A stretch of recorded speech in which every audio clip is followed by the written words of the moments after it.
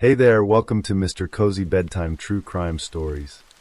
Tonight, we're diving into 2 hours of gripping true crime cases. Real stories of mystery, betrayal, and cold-blooded crimes, all set against the soothing backdrop of rain. It's the perfect blend of calm and unsettling. If these cases draw you in, tap that like button, share with your fellow true crime lovers, and subscribe to join our curious community. I'm always wondering, where are you tuning in from, and what time is it for you right now? Drop it in the comments below. Now settle in, and let's dig into the darkness. Story 1. There are some stories that arrive in the news and stop the world for a moment. Not because they are complicated in their facts, but because they are unbearable in their meaning. The case of Clayton Dietz is one of those stories.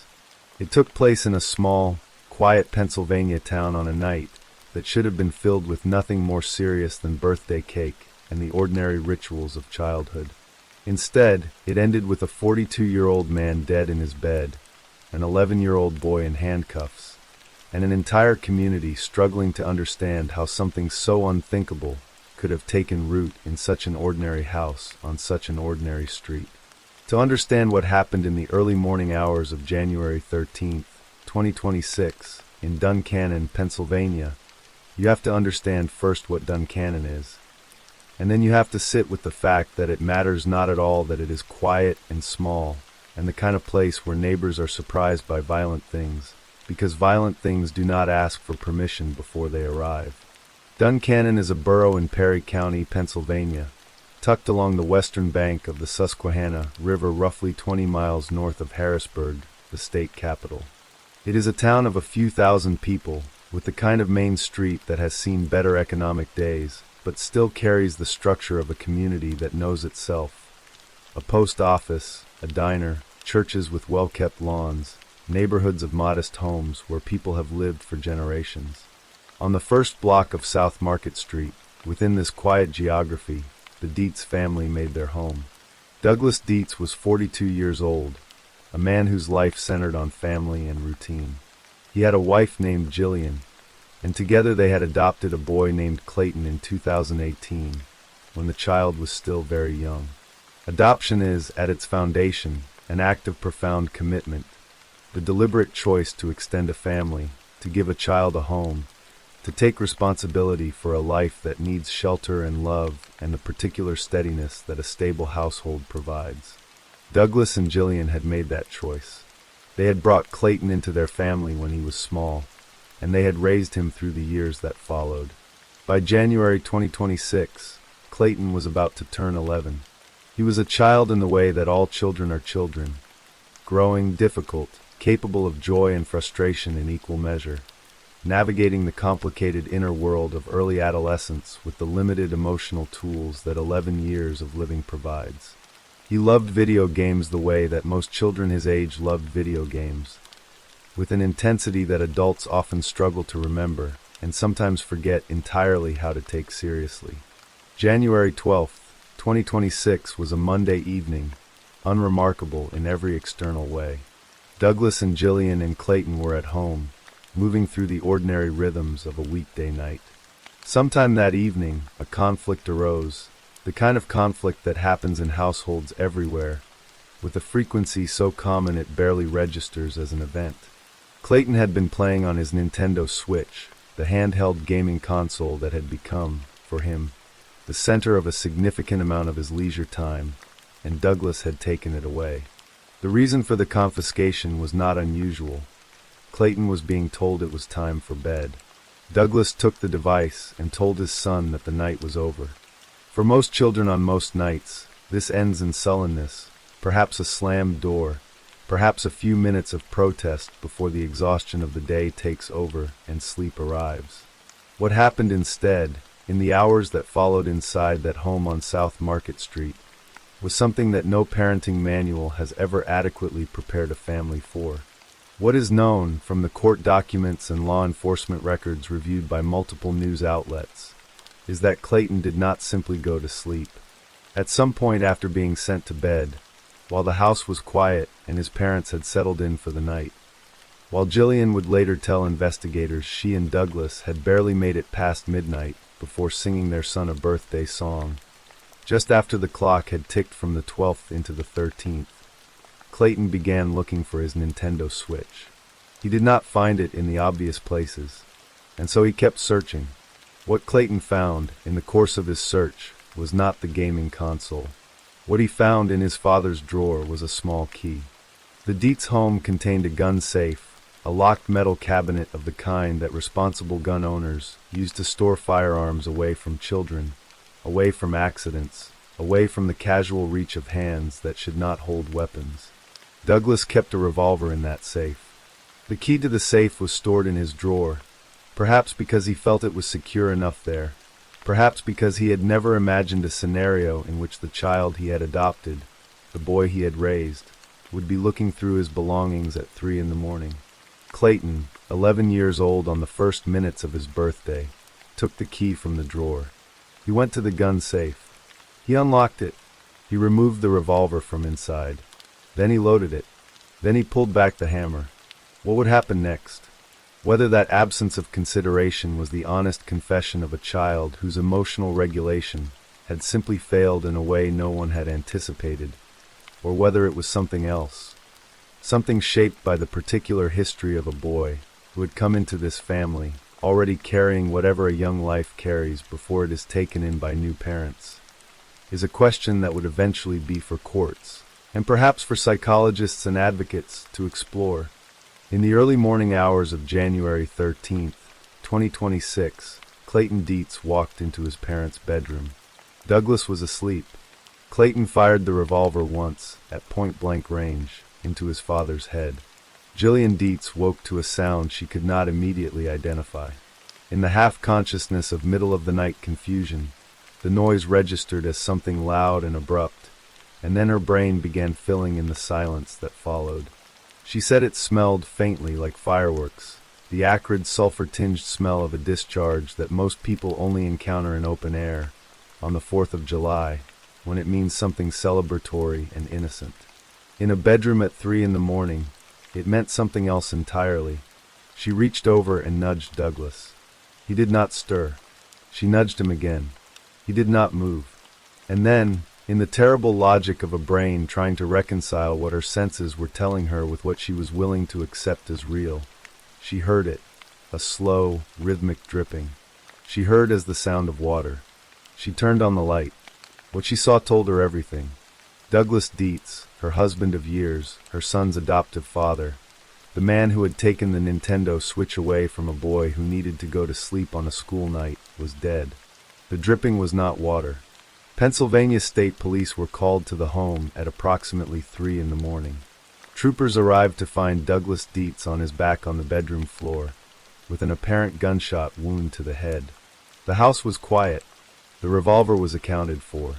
Investigators spoke with Jillian in the kitchen, and as that conversation unfolded, one of the troopers reported hearing something that no one in that kitchen would ever forget. From somewhere nearby, a child's voice said the words, "I killed Daddy." Clayton Dietz was taken into custody within hours. He was charged with criminal homicide, because Pennsylvania law mandated that homicide charges be filed in adult court. He was charged as an adult, making him, at 11 years old, one of the youngest people in recent American history to face adult murder charges. Bail was denied. He was remanded to Perry County Prison. It was his birthday. Investigators who interviewed Clayton in the hours after the shooting found a child who was both deeply distressed and, in certain moments, strikingly honest. When troopers asked him what he had thought would happen when he fired the gun, he told them he had been angry and that he had not considered the consequences. When asked whether he had someone in mind when he took the weapon, he said yes. He told police he had gone through the entire sequence, finding the key, unlocking the safe, loading the revolver, pulling back the hammer, with deliberate action. And then, in the kitchen of his family home, while his mother sat nearby in a state of devastation that defied description, he said, "I killed my dad. I hate myself." Investigators also noted something else when they arrived at the scene. Clayton Dietz had a large bruise above his left eye and a small laceration on his lower lip.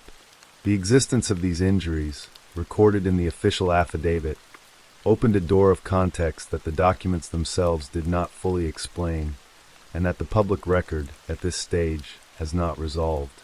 Whether those injuries were related to the events of that night, whether they spoke to something in the household's history, or whether they had an entirely unrelated explanation, was not established in the initial reporting. But they were there, documented, a detail that defense attorneys and the court system would eventually be required to examine and account for in full. What the community saw in the days that followed was a neighborhood in shock. A neighbor who spoke to a local television reporter said they had not expected anything like this to happen on their street. Perry County, a rural area of rolling hills and modest towns, was not a place accustomed to homicide trials, and it was certainly not accustomed to seeing an 11-year-old child arrive at a courthouse in handcuffs. On February 19, 2026, 5 weeks and 6 days after the shooting, Clayton Dietz was transported to the Perry County Courthouse in New Bloomfield for his first formal court appearance. He arrived just after noon, wearing clothes that looked too large on a frame still small with childhood, and he was handcuffed, surrounded by probation officers and visibly struggling. A reporter present outside the courthouse observed him tripping over himself as he walked. Inside, a trooper heard him tell his mother quietly that the handcuffs were hurting him. The hearing that day was a preliminary hearing, a proceeding in which a judge evaluates whether there is sufficient evidence for a case to proceed. Clayton, through his attorney, waived that hearing. The case was marked as waived for court, meaning it would move forward to the Court of Common Pleas, where the more serious legal proceedings would take place. His attorney, Dave Wilson, spoke to reporters after the hearing with a clarity that cut through the procedural language of the legal system and landed on the human reality at the center of everything. "My goal is going to be to try to get him into juvenile court." That sentence contained, compressed within it, the entire philosophical weight of what this case had come to represent.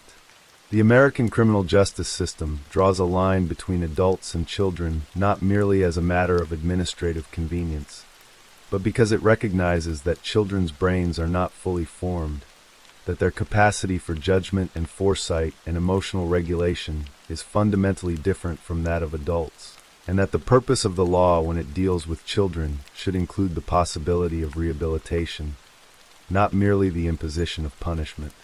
In Pennsylvania, criminal homicide charges filed against a defendant of any age automatically begin in adult court. To move Clayton's case to juvenile court, where the system's focus would be on treatment, rehabilitation, and supervised care rather than incarceration in a facility built for adult criminals, Wilson would have to petition the court and present arguments sufficient to persuade a judge that the interests of justice and of the child would be better served there. Advocates who work in juvenile justice were vocal in their response to the case. They pointed out that the differences between adult incarceration and juvenile detention for a child of 11 were not merely procedural. An 11-year-old placed in an adult facility faces a reality entirely different from one placed in a youth facility. Different in terms of safety, education, mental health access, and the fundamental structure of the environment around them.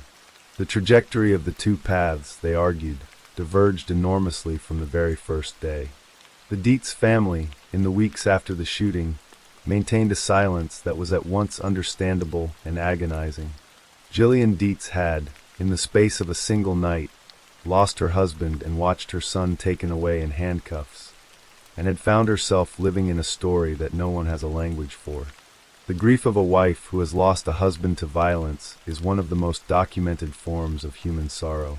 The grief of a mother watching the child she raised be placed in state custody for that same violence is something almost entirely without a map. She said nothing publicly. Her family said nothing. Douglas's family said nothing. The lawyers said what lawyers are trained to say.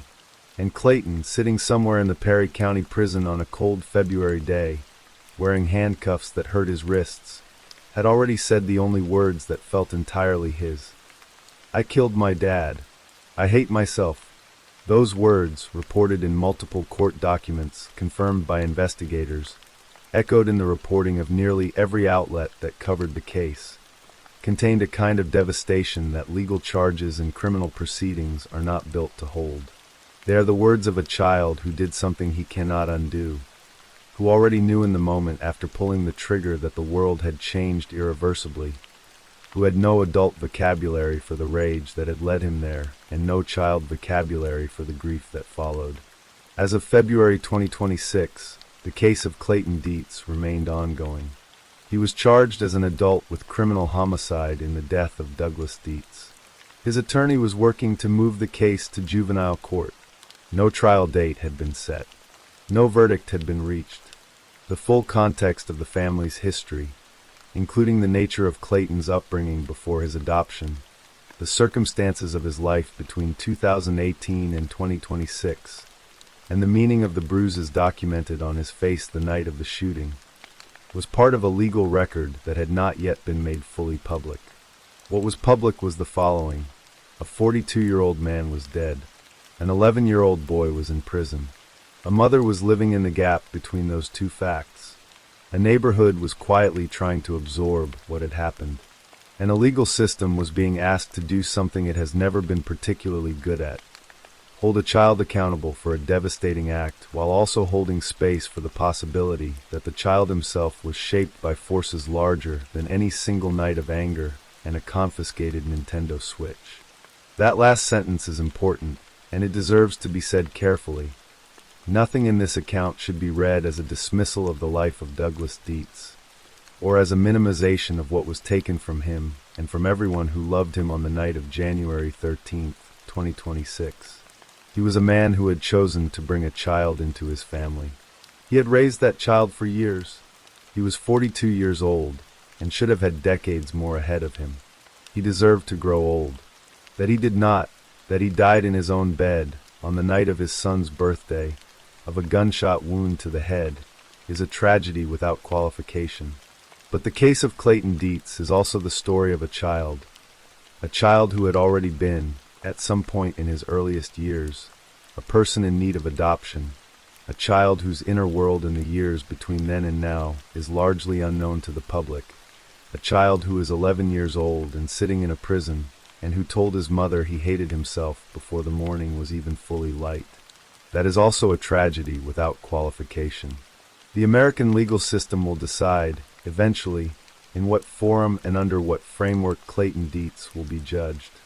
The outcome of that decision will shape not just his life, but the public conversation about how we, as a society, respond when children do the most unthinkable things, when the violence we associate with adult failure appears instead in small hands, on a birthday, in a house on a quiet street in a small town where neighbors say they never expected something like this to happen. They never do. That is perhaps the most honest thing about all of it. No one ever expects it. And yet, with a terrible and recurring regularity, it arrives anyway, and leaves behind in its wake a family that has no words, a community that has no framework, and a court system being asked to find justice in a place where justice, in any full sense, may simply be impossible. Story 2. There are mornings in Florida that feel like grace itself. The air holds a particular quality just before dawn, cool and clean and sweet with the smell of pine and lake water, that makes a man feel as if everything important and good in the world is still intact. On the morning of December 16, 2000, a Saturday, Jerry Michael Williams, known to everyone who loved him simply as Mike, rose in the dark while his wife and young daughter still slept, hitched his boat to his truck, and drove toward one of those mornings. He was 31 years old, in good health. At the peak of a career he had worked himself nearly into the ground to build, and deeply in love with the little girl who had come into his life just the year before. He was the kind of man who made everyone around him feel like things were going to be all right. He drove toward Lake Seminole, a vast, quiet reservoir straddling the Georgia-Florida border, roughly 50 miles west of his home in Tallahassee. He had been hunting those waters since he was 15 years old. He knew the lake, its coves, its silences, the places where the ducks gathered in the early light. He did not know, could not have known, that someone he trusted had already decided this would be the last morning of his life. He kissed the world goodbye without knowing it, and then he drove into the dark, and into the trap that had been carefully and coldly built for him by two people who had been smiling at him for years. Mike Williams grew up in Bradfordville, north of Tallahassee, in the kind of household where sacrifice and love were the same word. His father drove a Greyhound bus, and his mother ran a day care out of their double-wide trailer. Rather than building a more comfortable home for themselves, Mike's parents chose to save that money so their two boys, Mike and his older brother Nick, could attend North Florida Christian High School, a private school that gave them a foundation in both faith and ambition. Mike repaid that investment 100-fold. He became student council president, played football, was voted best personality by his classmates, and threw himself into everything he did with an intensity that others found both inspiring and slightly exhausting. He discovered duck hunting at 15, and it became one of the great pleasures of his life. An early morning ritual, a communion with stillness and nature, a way of stepping out of the fast pace of everything else. He attended Florida State University, where he studied political science and urban planning, but before he even graduated, he was hired by Ketchum Appraisal Group as a property appraiser. His employer Clay Ketchum would later describe him as the hardest working man he had ever seen. It was not uncommon for Mike to work 15-hour days, going home in the evenings to have dinner with his family, and then returning to the office late into the night, or heading to the lake at dawn and arriving at his desk before most people had finished their first cup of coffee. By the year 2000, he was earning approximately $200,000 a year, remarkable for a man his age, in a profession that rewarded diligence above almost anything else. He had also, in high school, met a girl named Denise Merrill, popular, polished, a cheerleader, voted best dressed by her own classmates. They reconnected and married in 1994, when Mike was 24. In 1999, their daughter Ansley arrived, and by all outward appearances, Mike Williams had everything. He adored his daughter, was devoted to his wife, was planning another child, and had already spoken to his mother and his brother just 2 days before he disappeared about the future he was building. A cruise to Hawaii in the spring, a work trip to Jamaica, another baby on the way.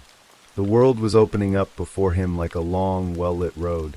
What Mike did not know, what perhaps the most devastating part of this story depends upon, was that for at least 3 years before he disappeared, his wife had been carrying on a secret affair with his best friend. Brian Winchester had grown up knowing Denise since they were children. He had come back into her orbit as an adult, becoming close to her, and by extension close to Mike as well. The three of them spent time together, double-dated, shared holidays. Winchester was one of the people who had organized the search effort when Mike failed to return from the lake, driving out to the rural boat launch with his father to look for his friend's truck. He was the same man who, a few months before Mike disappeared, had sold him a $1 million life insurance policy. He was the smiling, dependable best friend, the man you'd call in a crisis, the man you trusted without thinking about it because trust had become second nature between you. And all of that time, while Mike built his life, worked his 15-hour days, and loved his daughter, Brian Winchester and Denise Williams were planning to take that life from him. Not in a moment of passion, not in a rage, but slowly, methodically, over months of quiet conversation, rejected plans, and calculated patience. Winchester would later confess in extraordinary detail that the affair had begun in 1997 and had, in his own words, simply snowballed. Denise, he said, did not want a divorce. Her family's religious convictions made that path deeply uncomfortable, and there was the matter of her daughter, whom she feared losing custody of in any separation. The solution they arrived at, in the chilling logic of their shared recklessness, was that Mike had to die. They considered a staged boating accident in the Gulf of Mexico, where both Mike and Winchester's own wife, Kathy Thomas, would be thrown overboard, but Winchester drew a line at killing the mother of his children. They considered a staged robbery at Mike's office. Each plan was turned over, examined, and set aside for another. It was Winchester who eventually hit upon the idea of a hunting accident. He had been duck hunting with Mike in Arkansas earlier that year and had watched his friend nearly drown in quicksand before he pulled him to safety. He had seen, in that moment of near catastrophe, exactly what Mike looked like when his life was in danger. He filed it away and began to build the plan. When Mike left home in the pre-dawn darkness of December 16th, 2000, the plan was already in motion. Winchester had arranged to be at the lake. The location chosen was a remote, undeveloped boat launch, muddy, out of the way, far from the concrete launches Mike was known to use. This detail, small and seemingly unremarkable, would later strike investigators as profoundly strange. Mike Williams was an experienced, safety-conscious hunter who kept his guns locked away from his daughter and who followed water safety practices as though they were commandments. He would never have worn his waders while operating a boat. He always waited until he reached the point where he intended to get out and hunt on foot. Every friend who ever hunted with him said the same thing. But that morning, according to the testimony Winchester would give nearly 2 decades later, Mike was convinced to put his waders on while still out on the water. Winchester then pushed him out of the boat, fully intending that the weight of the water-filled waders would pull Mike beneath the surface of the lake, and that he would drown in the cold, dark water without anyone to help him. It did not go as planned. Mike, even in those desperate seconds, found the strength to fight. He managed to swim to a nearby tree stump, one of the many that protruded from the silted floor of the area known locally as Stump Field, and clung to it, gasping alive. In that moment, the carefully constructed plan of a drowning accident collapsed completely. A drowning accident had become impossible to stage. What happened next was not an accident at all. Winchester fired a single shotgun blast directly into Mike Williams's face at close range. Then he buried the body. He cleaned out Mike's truck and, on the same evening that he deposited his best friend into the cold ground, he attended a family Christmas party. It was there that he learned a search for the missing man had already begun. When Denise told her father at noon that day that Mike had not returned from his hunting trip, the wheels of an innocent-seeming search began to turn. Winchester's own father drove with Brian to the lake, and together they located Mike's 1994 Ford Bronco near the remote boat launch.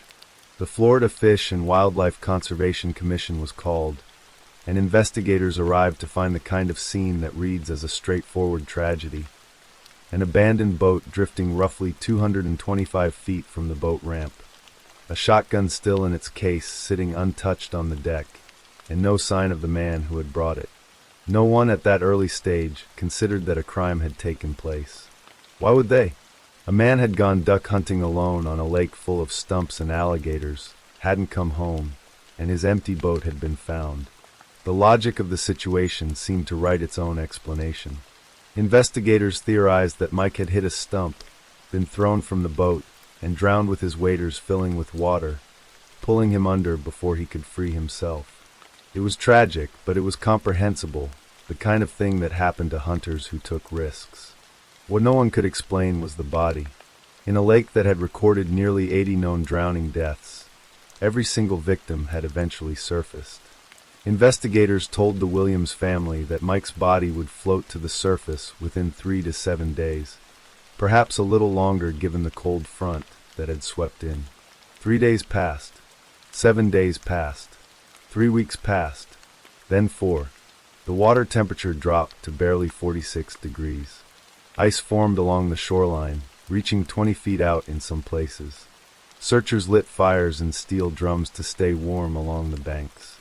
They used long PVC poles to probe the lake bottom, learning to distinguish between the thump of a submerged log and the soft give of a human body.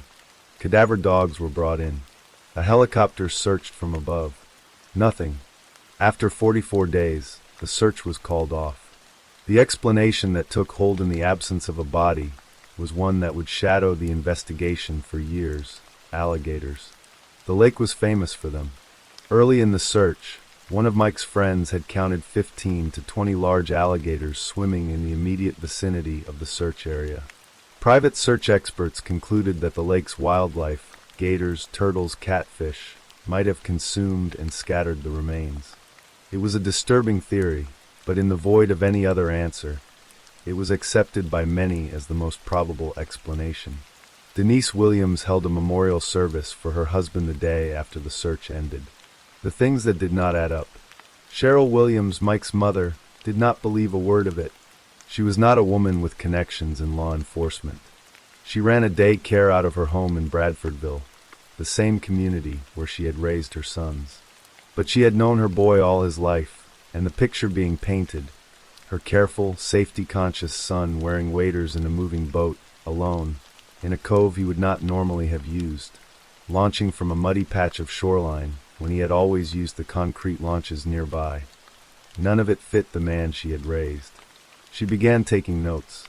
She talked to his friends. She ran advertisements in local newspapers. She put up billboards. She investigated alone in the margins of her days because she had no other choice. Meanwhile, 6 months after Mike vanished, a fisherman found a pair of waders floating in the lake, and divers recovered a hunting jacket from the bottom, along with a flashlight. In one of the jacket pockets was a hunting license bearing Mike's name and signature. At first glance, it seemed like confirmation of the drowning theory, but investigators who examined the items were troubled by what they saw. The waders had no tooth marks on them, no evidence of any animal. The jacket and flashlight were in far too good a condition for items that had supposedly been submerged in a Florida lake for 6 months. The flashlight still worked. There was no DNA evidence connecting the clothing to Mike at all. The items had the look, to those willing to see it, of something planted. But that suspicion, without evidence, was worth nothing. A Leon County judge declared Mike Williams legally dead on the basis of the recovered items, accepting the theory that alligators had consumed his body completely. Within days of that ruling, Denise Williams filed claims on her husband's life insurance policies. He had taken out approximately $2 million in total coverage. She collected. 5 years later, she married Brian Winchester, who had sold Mike the policies. They moved into the same house where Mike and Denise had lived during their marriage. The years passed, and the case stalled and restarted and stalled again. In 2004, Cheryl Williams finally persuaded the Florida Department of Law Enforcement to reopen the investigation. What FDLE investigators found, as they looked closely at the facts of December 16, 2000, was a growing list of things that simply made no sense. The boat launch Mike had used was a muddy, undeveloped patch of shoreline when he was known to use finished concrete launches nearby. The boat's engine had been found switched off, with a full tank of gas, but experts noted that if the engine had been running when Mike allegedly fell overboard, as the original theory required, it should have continued running in circles until the fuel was exhausted. Something or someone had turned it off. The storm that moved in the night after Mike disappeared had westerly winds that should have pushed an unmoored, drifting boat across the lake toward Georgia, not left it floating 225 feet from the ramp on the Florida side. And the alligators. Investigators consulted a local herpetologist named Mataresco, who told them in plain terms that alligators do not feed during winter months. Water temperatures in the lake had dropped to 46 degrees during the search period, and some nights saw temperatures below freezing. In those conditions, he said, it was highly unlikely that any alligator would have been active at all, let alone aggressive enough to fully consume the body of a 170-pound adult man. It would be very, very unusual to have the complete disappearance of a full-grown man, Oresco said. Investigator Ronnie Austin, working with the FDLE, put it bluntly. My gut feeling is Mike did not die in Lake Seminole. But gut feelings, without evidence, cannot produce arrests. Without a body, without a crime scene, and with the original scene having been completely contaminated by the 44-day search, investigators were hitting a wall from every direction. The DIF, Florida's Division of Insurance Fraud, opened its own investigation in 2008, noting the suspicious timing of the life insurance purchases, the suspicious omissions in Denise's petition to have Mike declared dead, and the suspicious speed with which she had filed her claims. By the 8th anniversary of Mike's disappearance, that investigation too had closed. We have suspicions, but what we need is evidence, said the DIF's lead attorney, Mark Schlein. Cheryl Williams, by now, had filled 27 single-spaced pages with notes. She had written over 200 letters, one per day, to Florida's governor, asking for intervention. She later discovered that every single one of those letters had been forwarded, unopened, to the same agency she was asking for help against. She said it felt like being punched in the face. She kept going anyway. By 2012, something had begun to fracture inside Brian Winchester's marriage to Denise. By 2015, she had filed for divorce. Winchester fought it bitterly, not, as it would later become clear, because of love, but because of fear. The closer the divorce drew, the more desperate he became, terrified that a woman who was now his adversary knew exactly what had happened on a cold December morning at Lake Seminole 15 years before.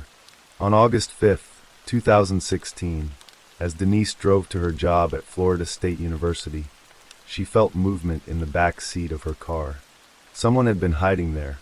It was Brian Winchester, holding a gun. He took her phone, shouted directions at her, and refused to let her go until she drove where he wanted. She pulled into a CVS parking lot close to the entrance doors, a small, quiet act of survival instinct. He told her he was going to kill himself, that he had nothing to live for, that he could not lose her. She talked him down, drove him back to his own vehicle, and despite a promise she made in the moment, drove directly to the police. Winchester was arrested and charged with kidnapping and related felonies. In December 2017, he was sentenced to 20 years in prison. The very next day, the FDLE held a press conference and announced to a stunned gathering of reporters that the remains of Jerry Michael Williams had been found, and that his death had been ruled a homicide. The FDLE had, in fact, received information about the location of Mike's body weeks earlier, in October 2017. What followed was an operation of extraordinary quiet intensity. County Public Works employees were brought in under the guise of a training exercise. For 5 consecutive 16-hour days, workers operated backhoes at the end of a dead-end road called Gardner Road in northern Leon County, just 5 miles from where Mike Williams had grown up. They dug 9-foot holes into the mud, holding back the encroaching lake waters with dams and pumps, working in the constant company of eels and water moccasins, before eventually bringing in a private contractor to continue. On October 18th, search dogs and officers finally found what they had been looking for: skeletal remains buried deep in piles of excavated earth stacked on plywood sheets. 98% of Mike Williams's bones were recovered, remarkably well preserved, along with clothing including winter gloves and booties. DNA testing confirmed a match to his mother's sample. And then, with heartbreaking precision, forensic evidence confirmed what the lake had concealed for 17 years. Mike Williams had been shot in the face at point-blank range with a shotgun. He had not drowned. He had not been taken by alligators. He had been murdered. Cheryl Williams had been right all along. On May 8, 2018, as Denise Williams left her job at Florida State University to take her daughter to celebrate her 19th birthday, FDLE agents were waiting. She was arrested on charges of first-degree murder, conspiracy to commit first-degree murder, and accessory after the fact. Her attorney said she was innocent of everything, that Brian Winchester had acted alone, and that his client had nothing whatsoever to do with her first husband's death. The trial began in December 2018, and what emerged from the witness stand over 4 days was a story that rearranged everything the jury thought they understood. Brian Winchester, the man who had buried Mike Williams in the mud, the man who had pulled the trigger, the man serving 20 years for kidnapping his own ex-wife, took the stand as the prosecution's central witness and began to speak. He described the affair with Denise in full. He described the years of planning. He described the rejected ideas, the Gulf of Mexico drowning, the staged robbery, and explained how each had been set aside. He described the morning of December 16, 2000, in detail so specific that the courtroom fell into a kind of horrified silence. He had enticed Mike out to the lake. He had convinced him to put the waders on. He had pushed him overboard, expecting him to drown. He He described how Mike had defied the odds, had fought through the freezing water, and had managed to pull himself onto a tree stump. And then he described raising the shotgun. One shot, close range, into Mike's face. He described how he had buried the body that same day, cleaned the truck, and gone to a Christmas party where someone told him that searchers had already begun looking for his best friend. Prosecutors also played a recorded phone conversation in which Winchester's first wife, Kathy Thomas, working with police, had told Denise that she knew the truth. Every time the subject came up, Denise tried to change the direction of the conversation, but at one point the words slipped through.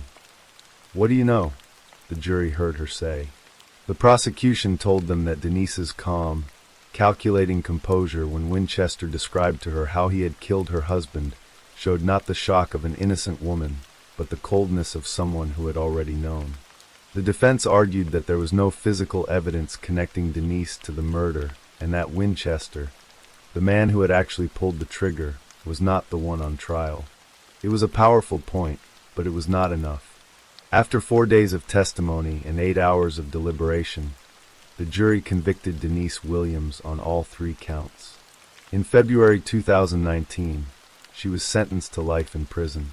She stood silent before the judge, offering nothing, no statement, no expression of remorse, no acknowledgement of what had been taken.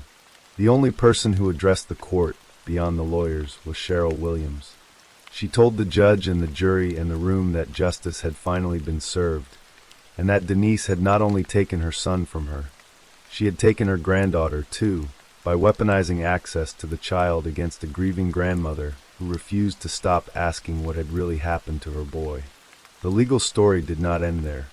In November 2020, a Florida appellate court overturned Denise Williams's murder conviction, finding on technical grounds that the evidence was insufficient to sustain that particular charge, but upheld the conspiracy conviction and the 30-year sentence that came with it. Florida's Attorney General appealed the reversal to the state Supreme Court, which declined to hear the case. As of the time of writing, Denise Williams remains imprisoned at the Florida Women's Reception Center, serving those 30 years. Brian Winchester, the man who physically committed the murder, received no additional charges in connection with Mike's death. He remains imprisoned on the kidnapping conviction, serving his 20-year sentence. And in a moment of quiet, painful justice, Mike and Denise's daughter Ansley, the little girl her father had adored, who had been just 1 year old when he was taken from her, was awarded her late father's estate and the insurance proceeds that had once been paid to his killer. Denise signed them over to avoid additional fraud charges.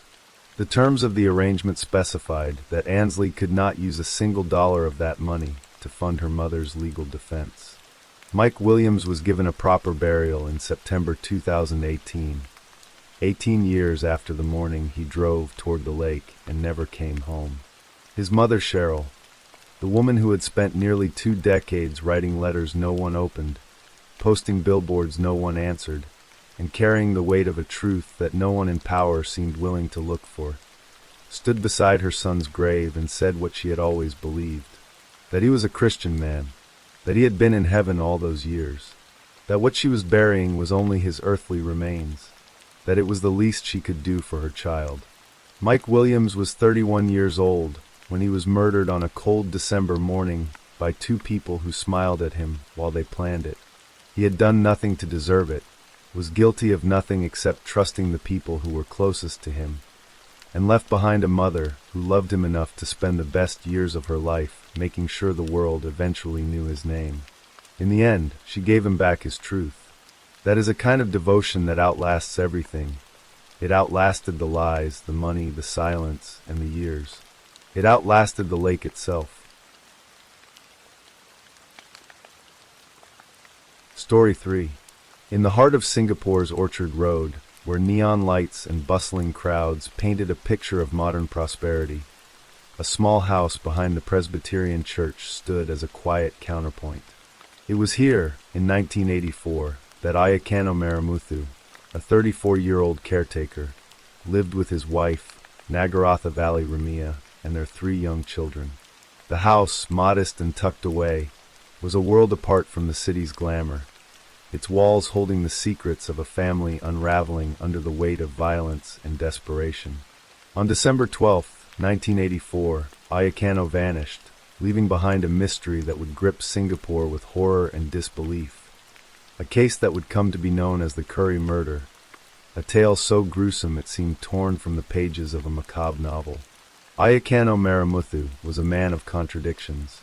Born in 1950 to a family of Indian descent, he had worked hard to carve out a stable life, taking a job as a caretaker for the Public Utilities Board's holiday chalets in Changi, a serene coastal area far from the city's pulse. His role was simple but demanding, maintaining the chalets, ensuring guests had a peaceful stay, and keeping the grounds in order. Since 1980, he and Nagaratha had lived in the caretaker's quarters behind the Orchard Road Presbyterian Church, a small space filled with the laughter of their children, but also the echoes of darker moments. Ayacano was known to those around him as a hard-working man, but one with a temper that flared under the influence of alcohol. When drunk, he could be cruel, his hands heavy with violence toward Nagaratha, leaving bruises that spoke louder than words. Yet, after the storm passed, he would apologize, his remorse fleeting but sincere, a cycle that trapped the family in a fragile dance of love and fear. Nagaratha, a woman in her early 30s, bore the weight of this life with quiet endurance.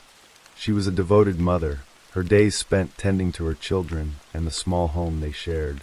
To neighbors, she and Ayacano were a hard-working couple, their struggles hidden behind closed doors. But the church community whispered of Ayacano's temper, of nights when shouts spilled from the caretaker's quarters, disturbing the sanctity of the grounds. Nagaratha's family, her mother Kamachi Krishnasamy, her three brothers Balakrishna, Ramaya, and Chandra, and their wives, including Manue, Rathakrishnana's wife, were a close-knit clan, their loyalty to one another forged in the shared hardships of immigrant life. They lived scattered across Singapore, in Jurong East and Netheravon Road, but their bond was unbreakable, a lifeline for Nagaratha in her turbulent marriage.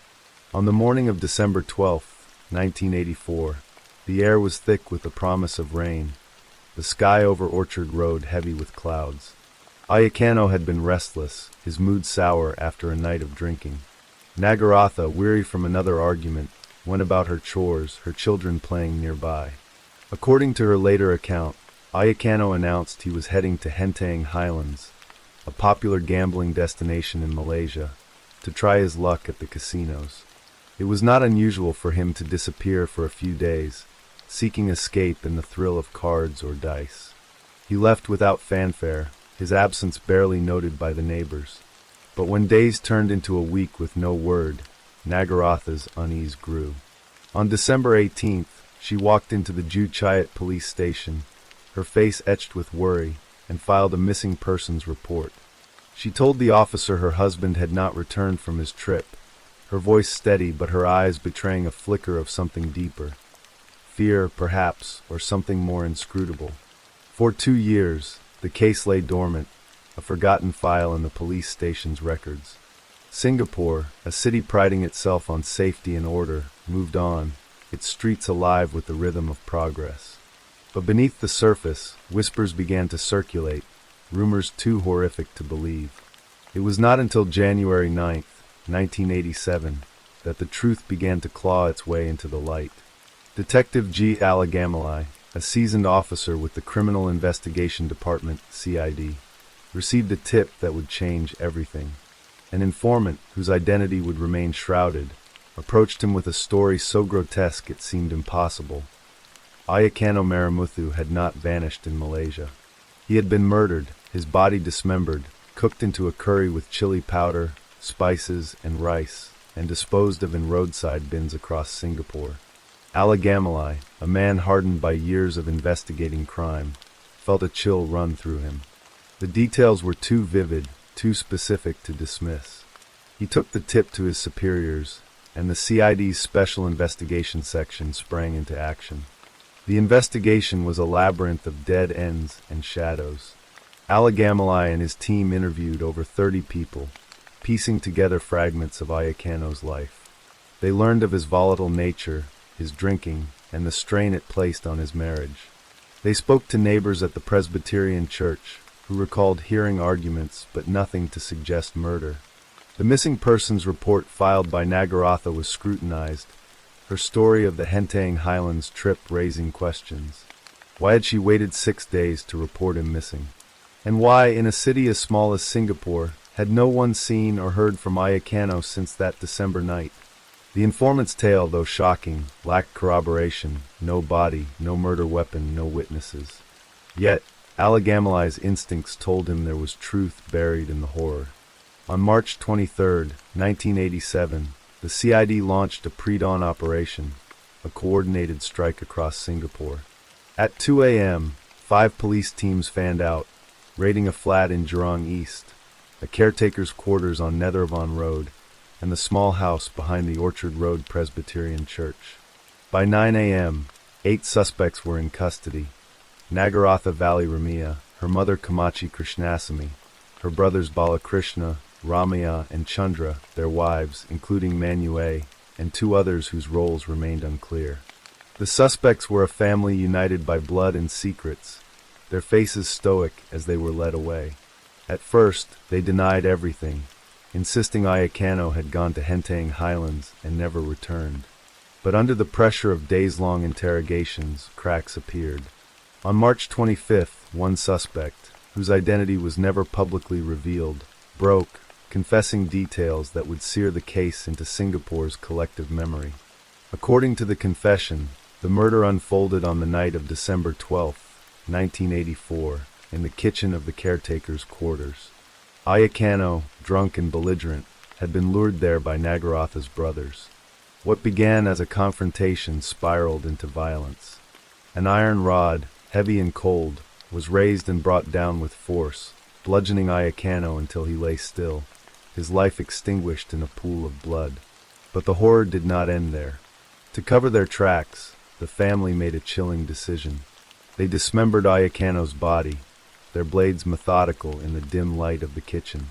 His flesh was cooked in a large aluminum pot, the kind used in Indian restaurants to prepare nasi biryani, mixed with chili powder, spices, and rice. The smell, pungent and deceptive, filled the air as the curry simmered. His bones, including fragments of his skull, were stuffed into black plastic bags and scattered in roadside bins across the city. By morning, no trace of Ayakano remained, or so they thought. The confession was a bombshell, but it was not enough. The CID scoured the city, searching bins, landfills, and the caretaker's quarters, but found nothing: no body parts, no pot, no iron rod. The passage of 2 years had erased physical evidence, leaving only the informant's tip and the confession, both of which were hearsay without corroboration. The suspects, now reduced to 6, Nagaratha, her mother Kamachi, her brothers Balakrishna, Ramaya, and Chandra, and Manue, were charged with murder and abetment. The stakes were high. In Singapore, murder carried the death penalty, a noose waiting for those convicted. The case gripped the nation, its details splashed across newspapers like the Straits Times. The term curry murder emerged, a moniker that captured the public's morbid fascination with the alleged method of disposal. On June 6, 1987, the subordinate courts complex was packed, nearly 200 spectators crowding Court 26 to witness the trial. The air was thick with anticipation, the weight of the accusations hanging over the room. Nagaratha, her face pale but composed, stood alongside her family, their lawyers Subbiah Pillai and Raj Kumar ready to defend them. But the hearing lasted only 12 minutes. Deputy Public Prosecutor Ong Sintek rose, his voice steady as he admitted the prosecution's fatal flaw. There was insufficient evidence to proceed.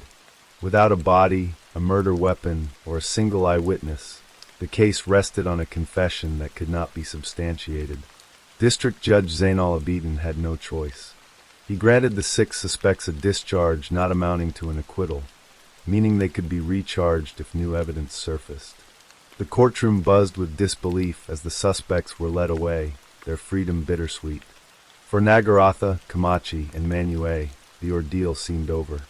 The High Court granted them bail, $5,000 in one shirty, or $2,500 in 2, allowing them to return to their lives. But for Balakrishna, Ramaya, and Chandra, the relief was short-lived. That same day, they were rearrested under the Criminal Law, Temporary Provisions Act, a controversial law allowing detention without trial for suspected threats to public safety. They were sent to Changi prison, where they would remain for 4 years, their fate uncertain.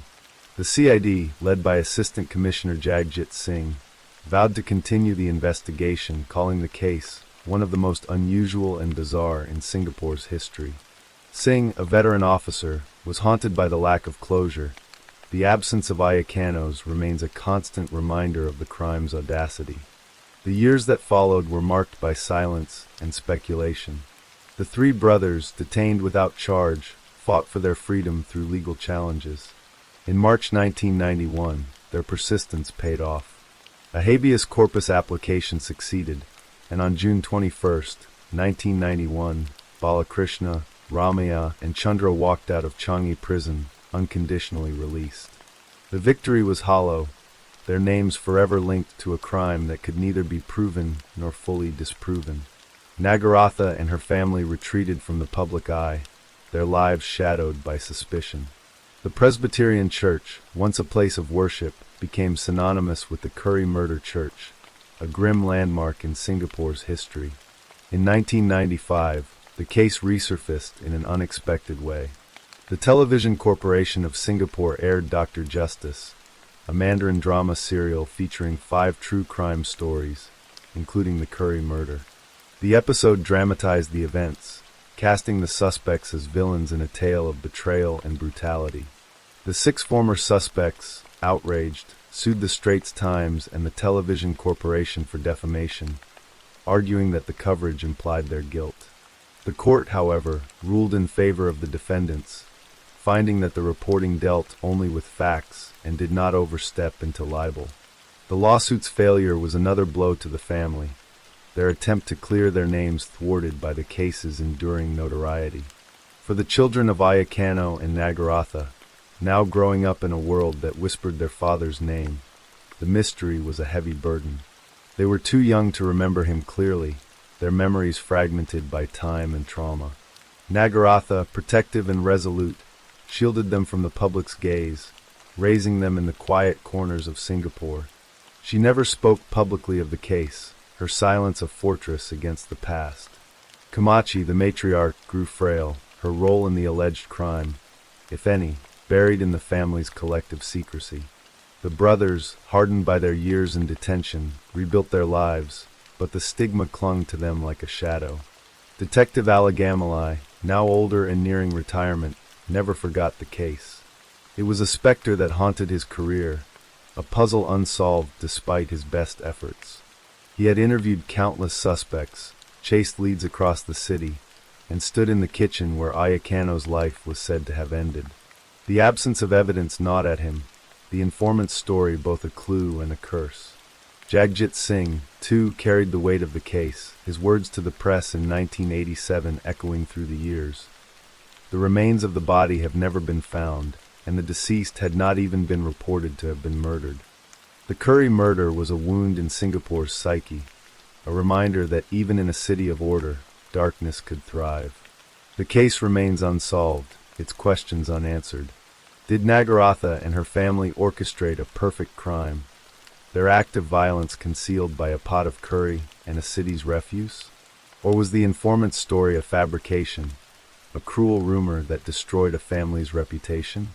The truth, like Ayakano's body, has never been found.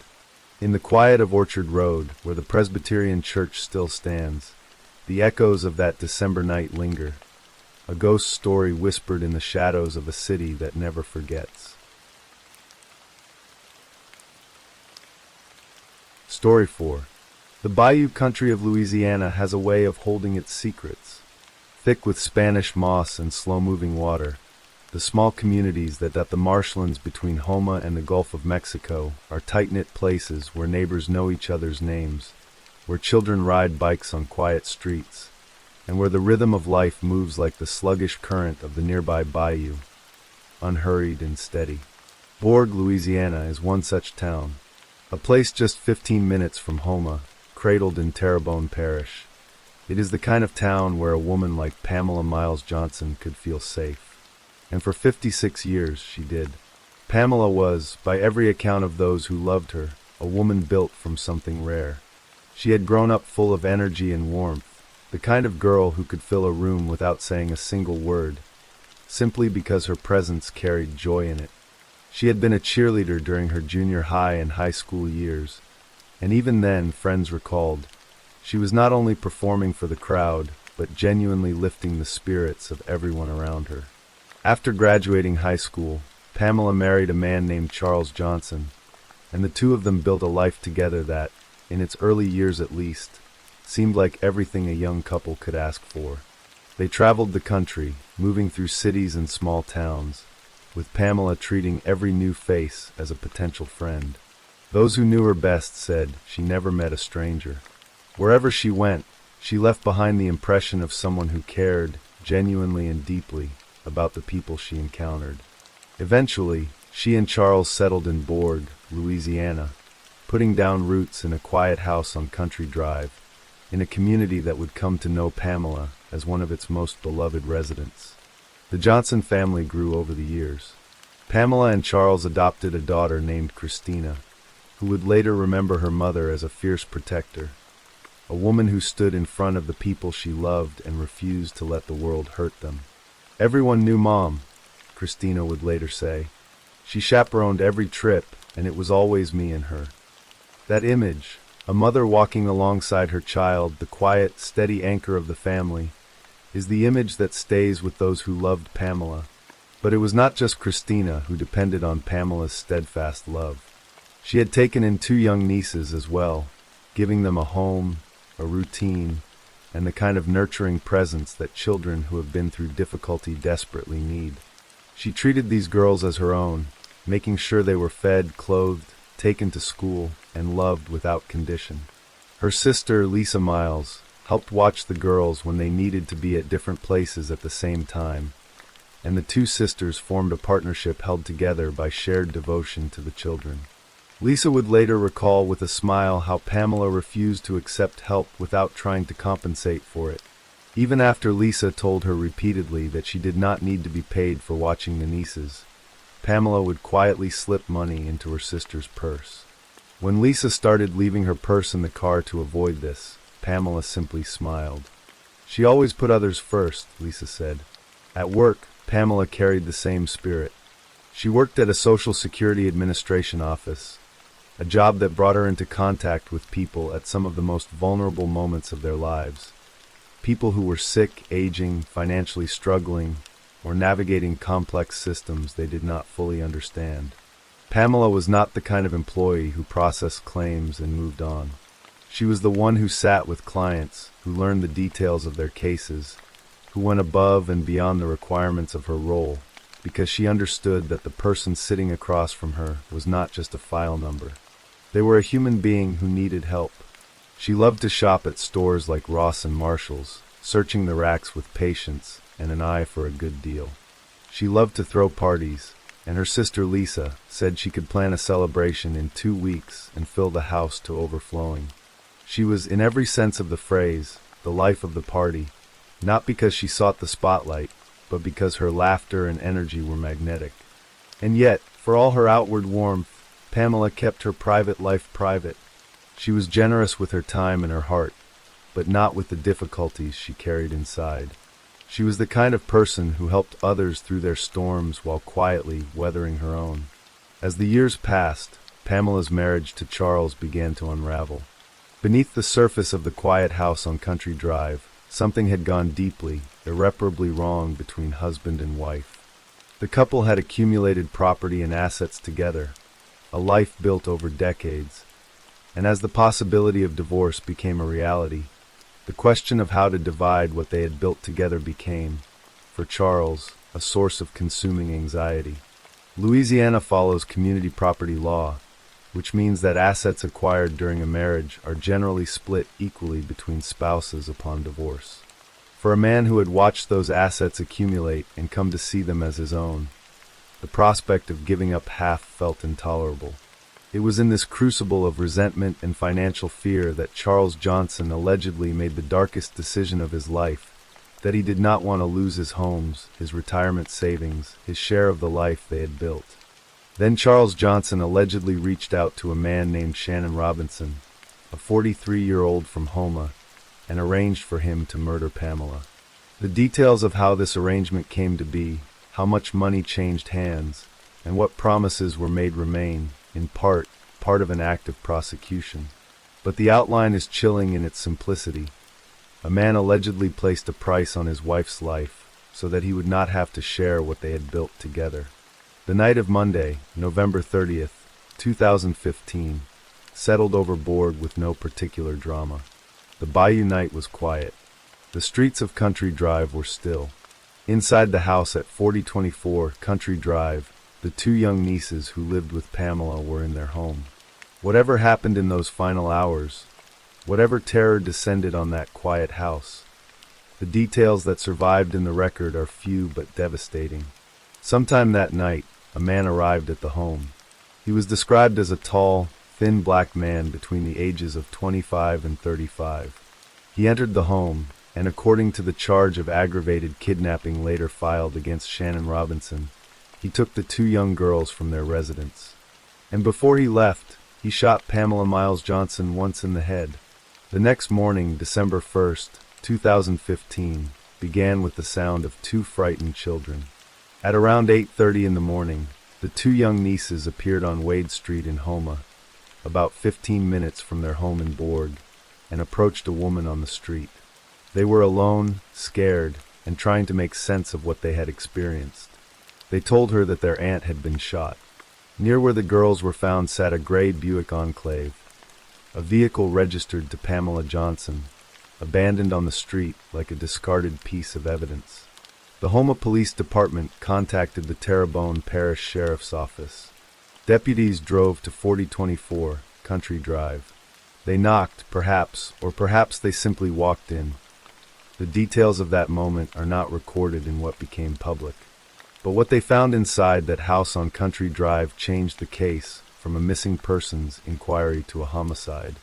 Pamela Miles Johnson was dead. She lay inside her home, the woman who had spent her entire life giving herself to others, killed by a single gunshot wound to the head. She was 56 years old. The grief that fell over Bourg and over the people who knew Pamela was immense. She had been a constant, a person who showed up at every school trip, who slipped money into her sister's purse, who sat with Social Security clients when no one else would, who opened her home to children who needed love. And now she was gone, taken in the most violent and senseless of ways. Her daughter Christina, her sister Lisa, her nieces who had just been taken from the home in the night, all of them were left to make sense of a loss that made no sense at all. Investigators from the Terrebonne Parish Sheriff's Office worked the scene methodically. They interviewed Pamela's family members, friends, co-workers, neighbors, and employers. Every single one of them spoke highly of her. There was no trail of enemies, no record of disputes, no shadow of the kind of life that sometimes explains why violence finds a person. Pamela was, by every account, someone who should have been safe. The description of a tall, thin man seen near the area was released to the public. Detectives knocked on doors, followed leads, and built a case file that grew over months and then years without breaking open.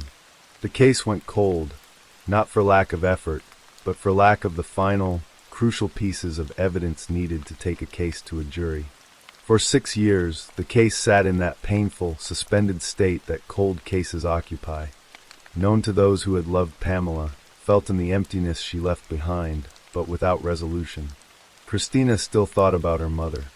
Lisa still remembered the money slipped quietly into her purse. The nieces, now older, carried the trauma of that night in November 2015. The night they were taken from their home by a stranger while their aunt was shot. Then, in May 2022, a development emerged from the investigative work that had quietly continued. Detectives arrested two men, Shannon Robinson, then 40 years old, and George Earl Robinson Jr., then 33, both of Houma. They were charged with first-degree murder and aggravated kidnapping in connection with the killing of Pamela Johnson. The arrest of the two men felt, for a moment, like the beginning of justice. But the legal system does not always move in the direction those who grieve most desperately need it to move. The case against the two men was presented to a grand jury, and the grand jury, the panel of citizens who must decide whether there is enough evidence to proceed to a formal trial, declined to indict. The charges did not proceed. Robinson and Robinson Jr. walked free. For Pamela's family, it was a second blow delivered in the same wound. The case against the men who were believed to have taken her life had collapsed before it ever reached a courtroom. The investigation was not closed, but it was again without answers. What followed was another chapter of patient, exhausting detective work. The Terrebonne Parish Sheriff's Office detectives did not stop. They continued to investigate, continued to follow every thread, continued to look for the piece of evidence that would change the equation. Investigators later revealed that new evidence eventually surfaced. Evidence that not only re-established the case against Shannon Robinson, but also, crucially, drew a direct line from the triggerman to the man investigators believed had ordered the killing. That man, they now believed, was Charles Johnson, Pamela's own husband, the man she had married after high school, the man with whom she had traveled the country, the man with whom she had built a home and adopted a daughter and lived for decades, had allegedly, according to prosecutors, arranged to have her killed rather than divide their shared life during a divorce. The new evidence reportedly confirmed something that investigators had suspected but needed to prove: that the murder of Pamela Johnson was not a random act of violence, not a burglary gone wrong, not a tragedy born of chaos. It was, according to prosecutors, a conspiracy to kill for financial gain, a deliberate, planned act of murder. On September 15, 2025, nearly 10 years after Pamela's body was found on Country Drive, detectives arrived at a residence on Greenwich Street in Houma. They arrested Charles Johnson, now 70 years old, and charged him with first-degree murder and solicitation for murder.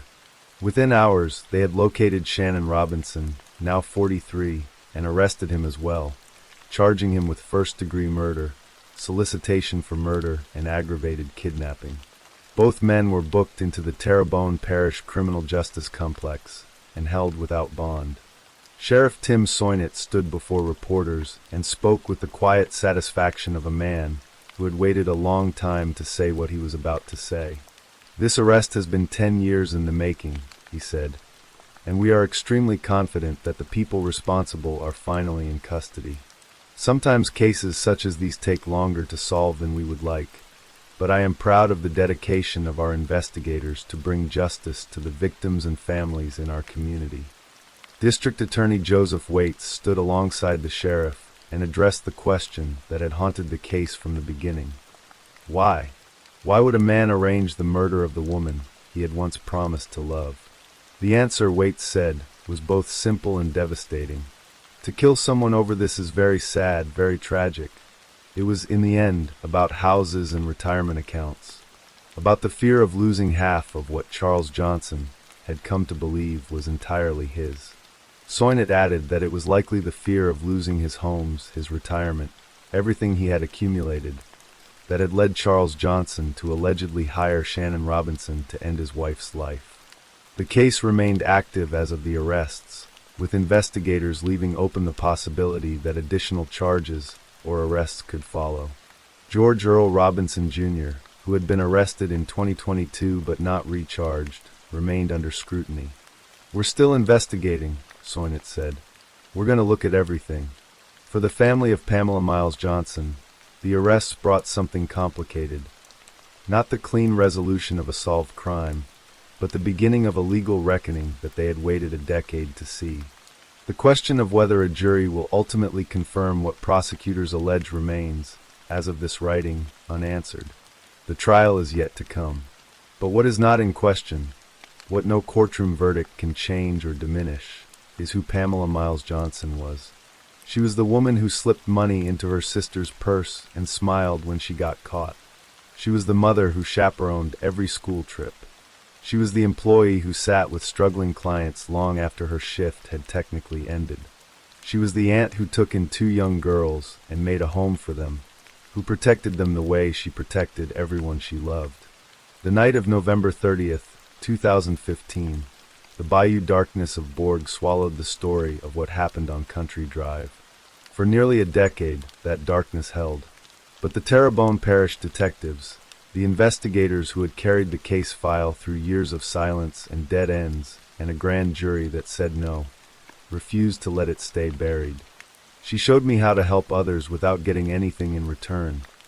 Her sister Lisa had said, years before the arrests, back when the case was still cold and justice still felt impossibly far away.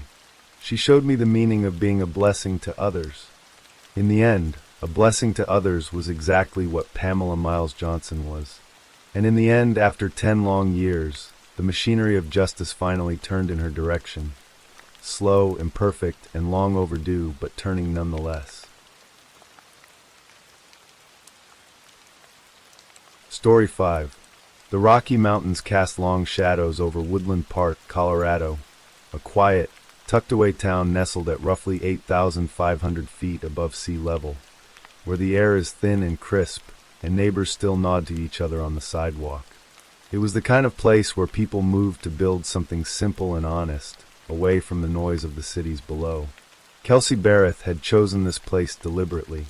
She was building a life here, piece by piece, day by day, with her hands and her will, and a quiet determination that people who knew her never forgot. Kelsey was 29 years old, a slender woman with warm eyes and a gentle smile, genuinely kind, not the performed kind that some people wear as a mask. She had grown up in Washington State, on a family farm where the sky stretched wide and the land was open, and somewhere in that open sky, a dream had taken root. From a very young age, Kelsey wanted to fly. Her mother, Cheryl, remembered her daughter watching crop dusters sweep low over the fields, their engines humming in the morning air, and decided that was exactly what she wanted to do with her life. It was not a passing fancy. Kelsey pursued aviation with a focused, methodical discipline that defined everything she did. She eventually found her way to DOS Aviation in Pueblo, Colorado, where she became a certified flight instructor. She was teaching United States Air Force cadets how to fly, young men and women who would go on to serve their country, and she was giving them their wings. Every morning, Kelsey drove 60 miles from her apartment in Woodland Park to Pueblo. Every evening, she drove 60 miles back. It was a long commute, but she did it without complaint, because this life she was constructing, this careful, purposeful existence, had a new center of gravity. Her daughter, Kaylee. Kaylee had been born in 2017, and in the way that only a child can, she had rearranged everything. Kelsey threw herself into motherhood with the same intensity she brought to everything else. Her friends described her as a single mother who was doing it all, working full-time, caring for her infant daughter, managing her household, and still showing up for the people around her with warmth and patience. She was remarkable without being loud about it. She was the kind of person who, as her childhood friend Ashley Cogburn once said, had it all going on. She was really smart.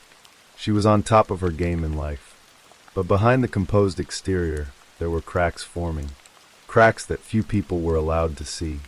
Kaylee's father was a man named Patrick Frazee.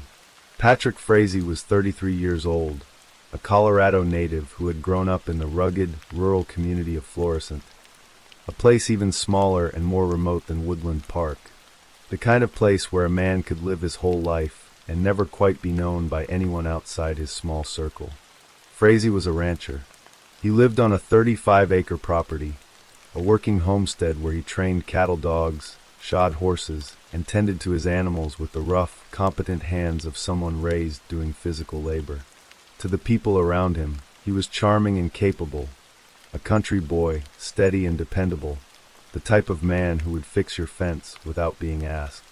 His neighbors liked him, his friends trusted him, and Kelsey Barrett, at some point, had fallen for him too.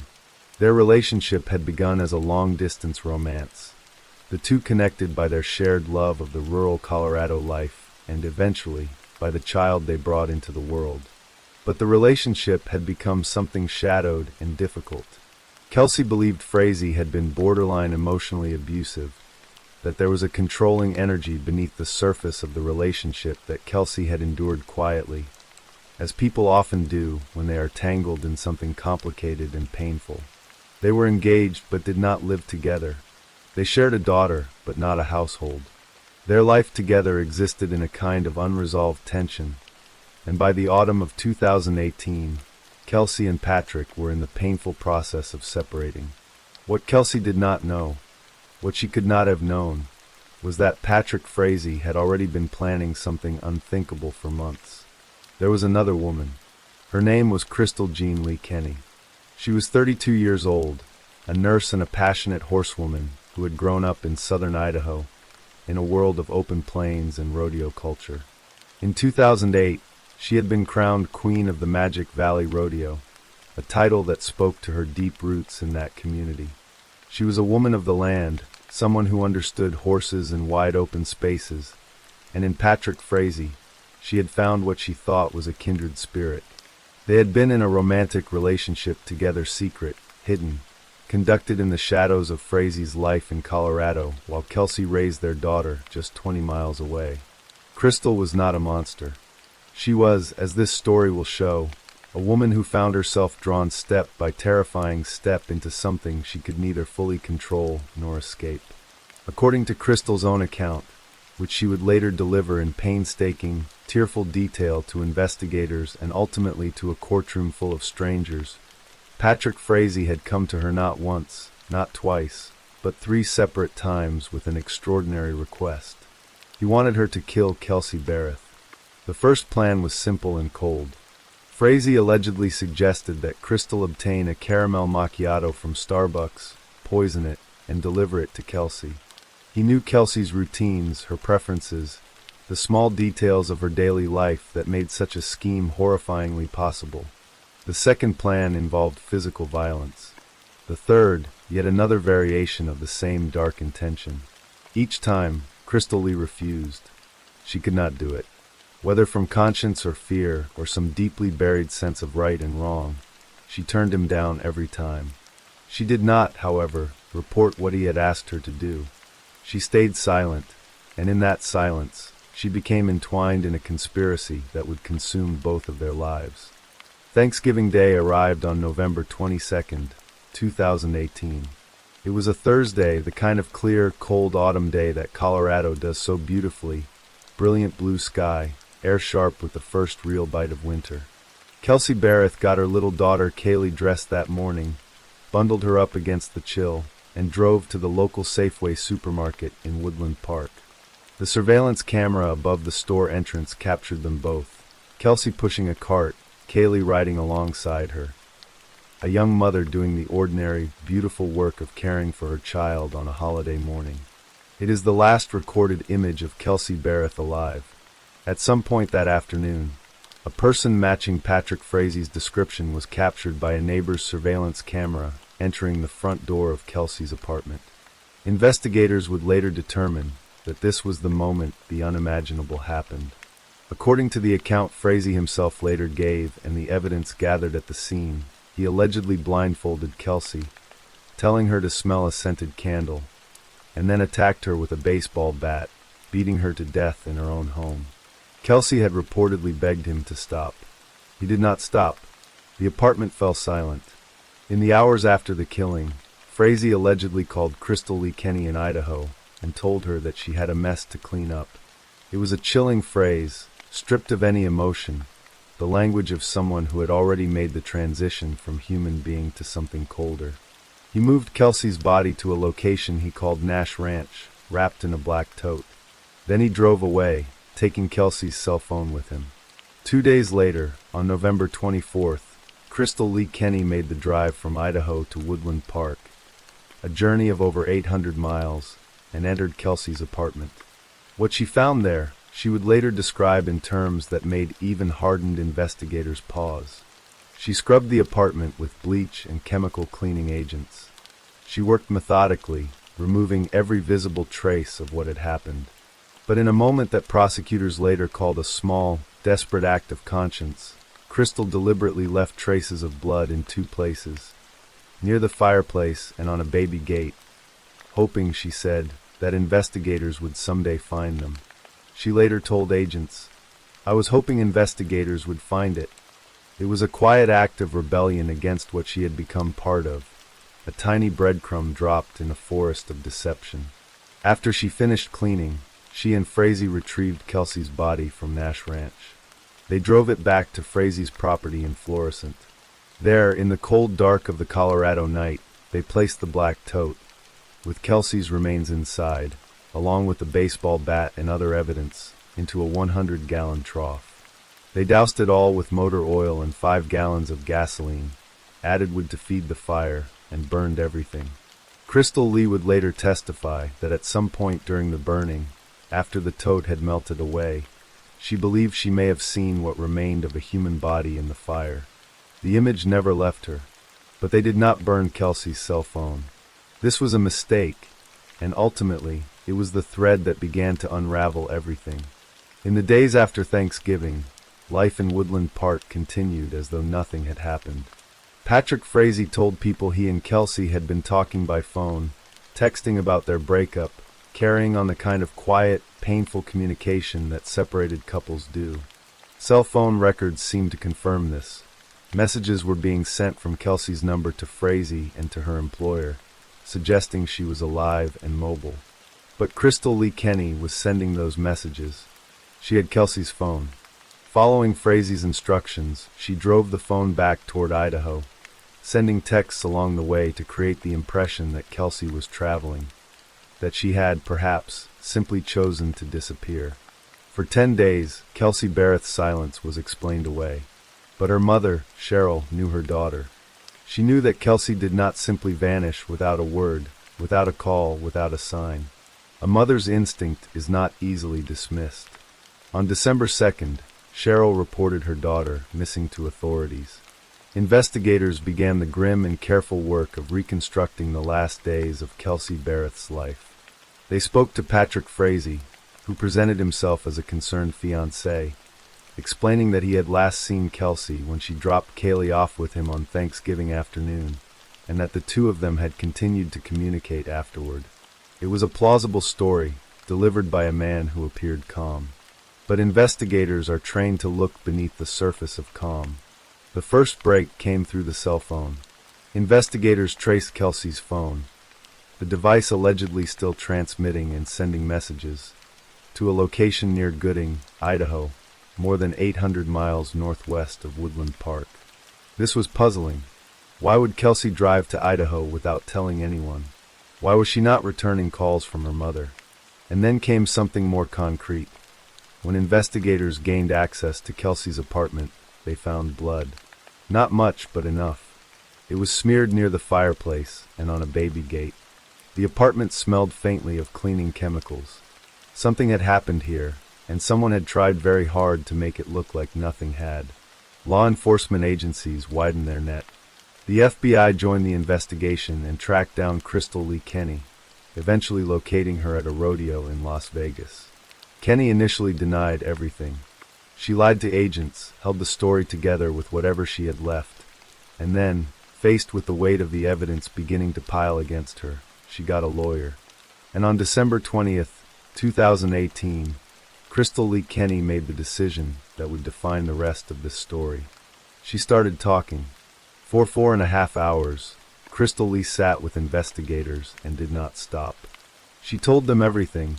The 3 times Frazee had asked her to kill Kelsey, the poisoned Starbucks drink, the other plans, her refusals, the phone call on Thanksgiving telling her to clean up the apartment, the drive to Idaho, the burning of the body, the text messages sent from a dead woman's phone. She broke down at points. She wept. When the interview was done, she took investigators personally to Kelsey's apartment and pointed to the fireplace, to the baby gate, to the exact spots where she had deliberately left the blood. "Right there," she said, pointing with a steady hand at the fireplace, a gesture that was both devastating and, in its own strange way, a long overdue act of truth-telling. The next day, December 21st, 2018, law enforcement descended on Patrick Frazee's ranch in Florissant. He was arrested and charged with first-degree murder. He pleaded not guilty, maintaining his innocence with the same composure he had shown since the beginning. Baby Kaylee, at the center of everything and yet untouched by the comprehension of it all, was taken into emergency protective custody by Teller County Social Services. Kelsey's parents, Cheryl and Daryl Barrett, eventually won temporary custody of the little girl, keeping her in the arms of the family her mother had loved and built her life around. The trial of Patrick Frazee began on November 1st, 2019, inside an old courthouse in Cripple Creek, Colorado, a building that had stood for 115 years, witness to more than a century of human reckoning. Frazee sat at the defense table throughout the proceedings with an expression that witnesses described as flat and unreadable. His attorneys argued that Crystal Lee Kenny was an unreliable narrator, a woman with a motive to lie, a woman who had lied before, a woman whose testimony was the cornerstone of an entire case built on a foundation of words rather than physical evidence. And that much, at least, was true. Kelsey Barrett's body had never been found. There was no corpse, no forensic confirmation of the cause of death, no murder weapon recovered intact. What the prosecution had, in the starkest terms, was Crystal Lee's testimony and the pattern of evidence that surrounded it. Crystal Lee took the stand and faced the courtroom. She had pleaded guilty earlier to tampering with evidence, specifically for transporting Barrett's cell phone to Idaho, and had agreed, in exchange for a plea deal capping her sentence at 3 years, to testify fully and truthfully. What she delivered was not the performance of a calculated liar. It was the account of a woman who had been drawn into something terrible by a relationship she had not fully understood, who had failed to act when she should have acted, and who had arrived, finally and at great cost, at the truth. She told the jury that Frazee had described the murder to her in detail. He told her he had beaten Kelsey with a baseball bat. He told her he just swung away, and that it was really hard. And then, in the sentence that settled like a stone over the entire courtroom, she said, "He told me that she begged him to please stop." She said his motive was simple and brutal. He wanted her not to be a problem anymore. He wanted her dead. 11 days of testimony. Families, investigators, forensic analysts, witnesses who had known both Frazee and Barrett. After everything was heard, the jury of 6 men and 6 women took less than 4 hours to reach their verdict. On November 18, 2019, almost exactly 1 year after Kelsey Barrett had walked into that Safeway with her baby daughter and disappeared from the world, the foreman stood and read guilty. Guilty of first-degree murder. Guilty of solicitation to commit murder, 3 counts. Guilty of tampering with a deceased human body. Guilty on all charges. Judge Paul Markson sentenced Patrick Frazee to life in prison, without the possibility of parole for the murder.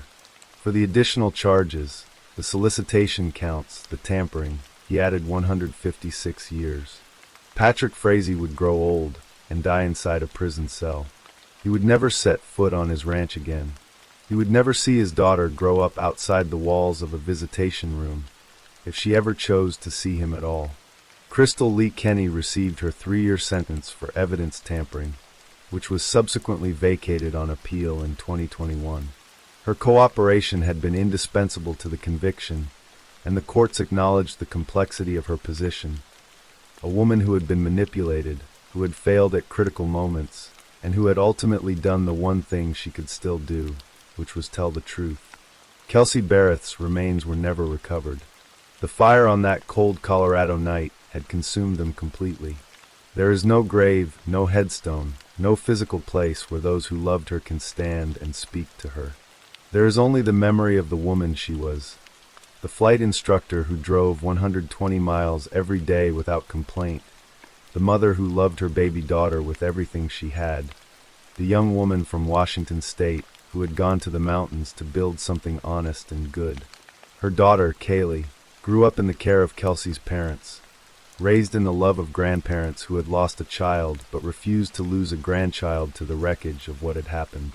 She is the living continuation of Kelsey Barrett's story, a little girl growing up in the world her mother never got to fully share with her. On the 1-year anniversary of her daughter's death, Cheryl Barrett stood before reporters and said the simplest, most devastating thing. She's a good person. I couldn't ask for a better daughter. It is a sentence built entirely of love. The kind of love that does not know how to speak in past tense. The kind that refuses to let go even when there is nothing left to hold.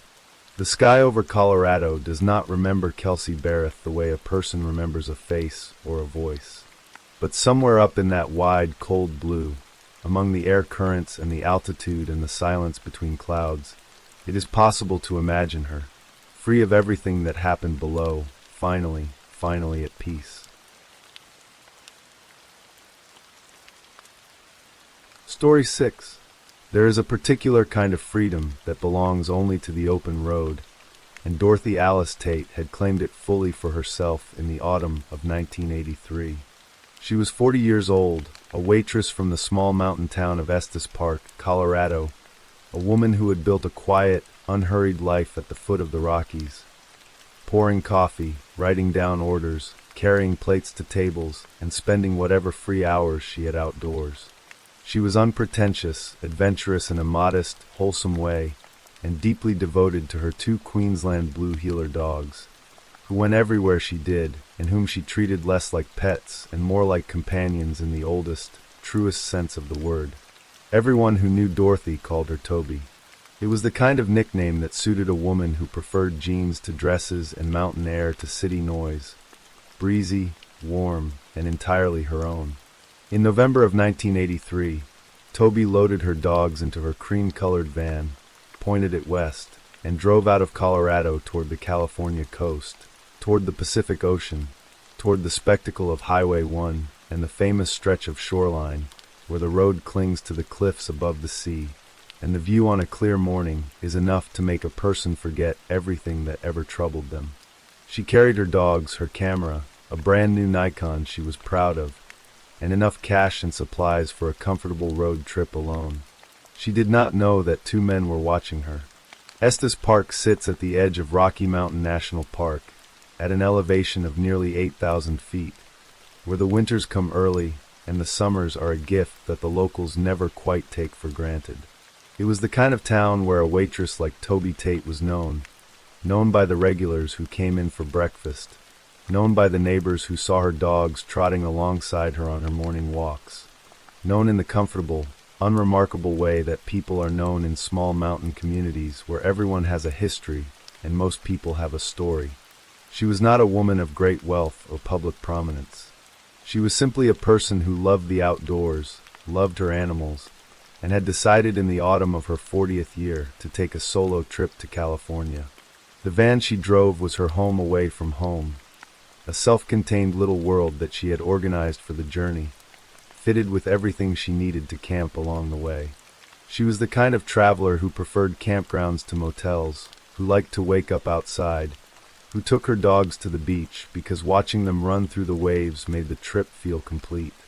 By November 14, 1983, she had made her way to San Simeon, a small community on the central coast of California, 3 miles below Hearst Castle, the enormous and legendary hilltop estate built by newspaper magnate William Randolph Hearst. The San Simeon Creek campground sits just off Highway 1 at the point where the Santa Lucia Mountains meet the sea, and on the right night, cool, clear, with the sound of the Pacific carrying up through the pines. There are few more beautiful places to sleep in America. Toby set up camp there, walked her dogs, and settled in for the night. That night was the last night she would spend alive. The morning of November 15, 1983, began as most mornings begin at a coastal campground, with the sound of waves and birds and the particular crystalline quality of Pacific light that never quite translates in photographs. Toby Tate woke up and did what she always did. She took her dogs out.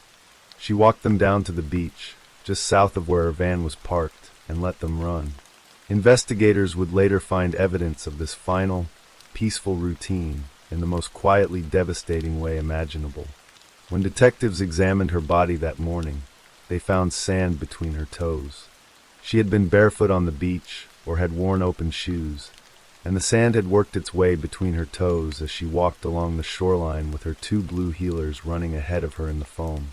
It was such a small, human detail, sand between the toes, and yet it placed her in that specific morning, in that specific light, at the edge of the Pacific Ocean, alive and unhurried, a woman on a trip she had looked forward to and fully deserved. Investigators believed that two men had been watching her. They had noticed the van. They had either followed her or observed her from a distance, studying her routine, waiting for the moment when she returned from her walk and made herself vulnerable. What they saw was a lone woman with a nice vehicle, a camera, cash, and no one beside her who might intervene. They waited, and when Toby Tate returned from the beach, still warm with the morning and the sea air and the joy of the run, they were ready. Sometime that morning, on a quiet turnout along Highway 1 approximately 3 miles north of Hearst Castle, Toby Tate was shot in the side of the head. Detective Clint Cole, the cold case investigator who would eventually solve this murder more than 40 years later, reconstructed what had happened with precision. He believes she was shot through the driver's side window while she was seated, ambushed from outside the van by someone who did not want a confrontation, did not want a struggle, simply wanted what she had and wanted her to be silent. The shot killed her. She was then dragged from the driver's seat to the back of the van, where she lay still and undisturbed in a vehicle parked at a roadside pull-out while the rest of Highway 1 went about its morning. From the van, the two men took everything of obvious value. They took approximately $400 in cash. They took her purse and her credit cards. They took her new Nikon camera, the one she had brought to photograph the coastline, the one she had probably been looking forward to using on the stretch of Highway 1 north of San Simeon, which is among the most photographed coastal roads in the world. And then they left. They left the van on the turnout, with Toby Tate's body in the back, and drove away from the coast with everything they had stolen and a trail of evidence they did not know they had left behind. One of them was bleeding. He had left a trail of blood leading away from the vehicle. Not Toby's blood, but his own, either from a wound sustained during the crime or in its immediate aftermath.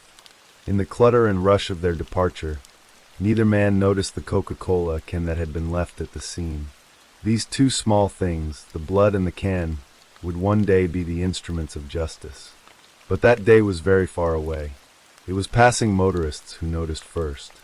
A cream-colored van, parked at a highway turnout, with something wrong about the way the light was catching the door.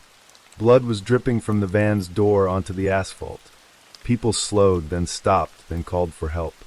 San Luis Obispo County Sheriff's deputies arrived and looked inside the van. What they found in the back was 40-year-old Dorothy Tate, silent and still, a woman who had woken that morning for a walk on the beach and never made it back to her life. Her two blue heeler dogs were also at the scene, presumably still in the van or nearby, faithful companions to the very end, unable to explain what they had witnessed. Investigators moved through the scene with the careful attention that violent crime demands. They photographed everything, cataloged the missing items, collected blood samples from the trail leading away from the vehicle. They noted the absence of any sign of sexual assault. Toby was found fully clothed, which told them almost immediately that robbery was the motive. This had not been a crime of rage or obsession. It had been cold commerce. Two men who saw something they wanted, took it, and shot the owner to prevent interference. The Coca-Cola can was collected and logged into evidence.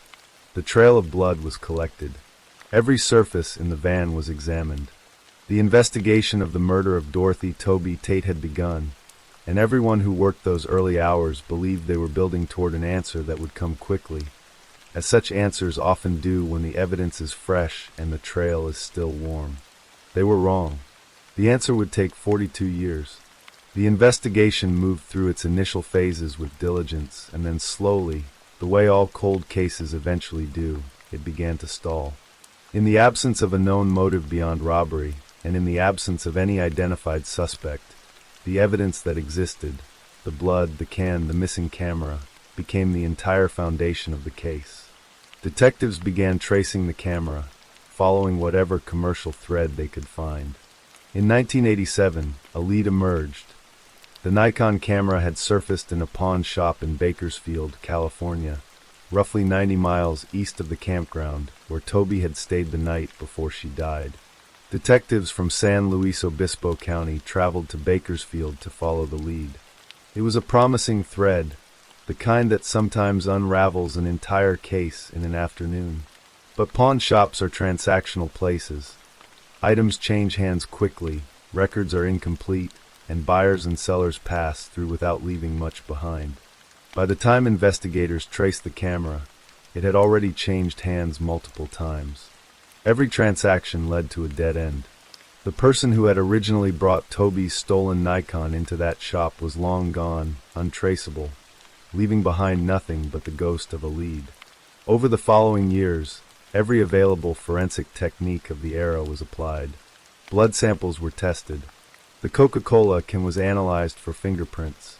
A cash reward was offered to the public, announced in the hope that someone, a neighbor, a friend, a person who had heard something they had been afraid to repeat, might come forward with the piece of information that broke everything open.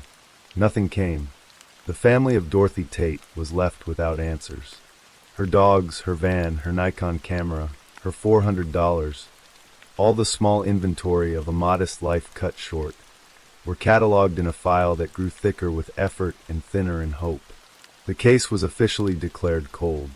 Fingerprint identification was well established by 1983, but the science of DNA analysis as a forensic tool was still years away from general use.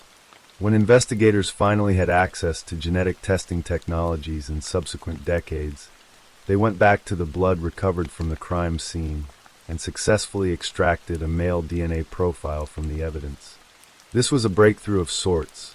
It confirmed that the blood trail left at the scene belonged to a man who had been present at the van on the morning Toby died, a man whose genetic identity was now encoded in a laboratory sample in San Luis Obispo County. But confirmation without identification is its own kind of frustration. The DNA profile was run against CODIS, the Combined DNA Index System, the national database maintained by the FBI that holds genetic profiles from convicted offenders and crime scenes across the United States. The profile matched nothing. The man whose blood had been left at the scene of Toby Tate's murder had never been convicted of a crime serious enough to require DNA collection, or had never been caught for anything at all. His identity remained a wall that technology, as it stood, could not yet scale. The case was closed, reopened, closed again. Years passed, then a decade, then two, then three. The woman who had walked barefoot on a California beach with her dogs on a November morning in 1983 remained unavenged, unnamed injustice, remembered only by those who had loved her in life. Clint Cole was not a detective who accepted the word unsolvable. His record within the San Luis Obispo County Sheriff's Office had already demonstrated a particular gift for patience and lateral thinking. He was one of the investigators who had worked on the case of Kristen Smart, the college student who disappeared in 1996, and whose case was eventually solved in 2021 after a 25-year investigation, and on the case of Nancy Woodrum, another cold case that had long defied resolution. He understood, better than most, that the passage of time did not diminish the obligation of justice. It simply changed the tools available to pursue it.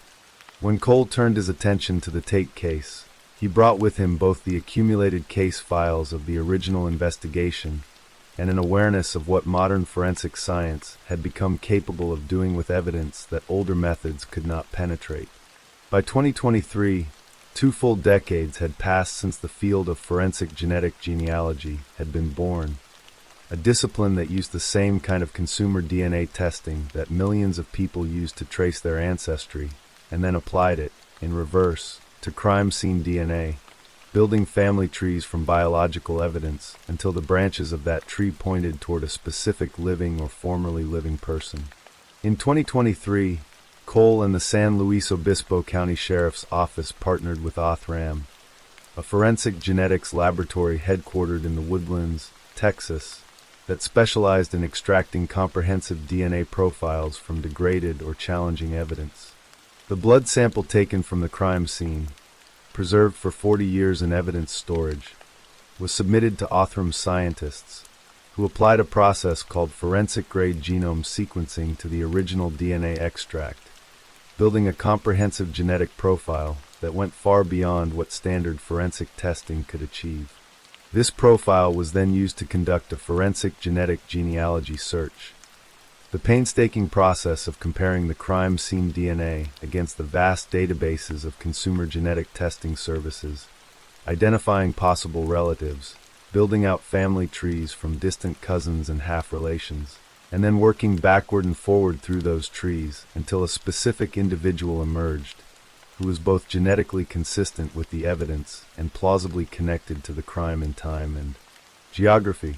Cole also worked alongside C.C. Moore, one of the most celebrated and meticulous genetic genealogists in the United States, whose work had already helped law enforcement identify perpetrators in dozens of cold cases across the country.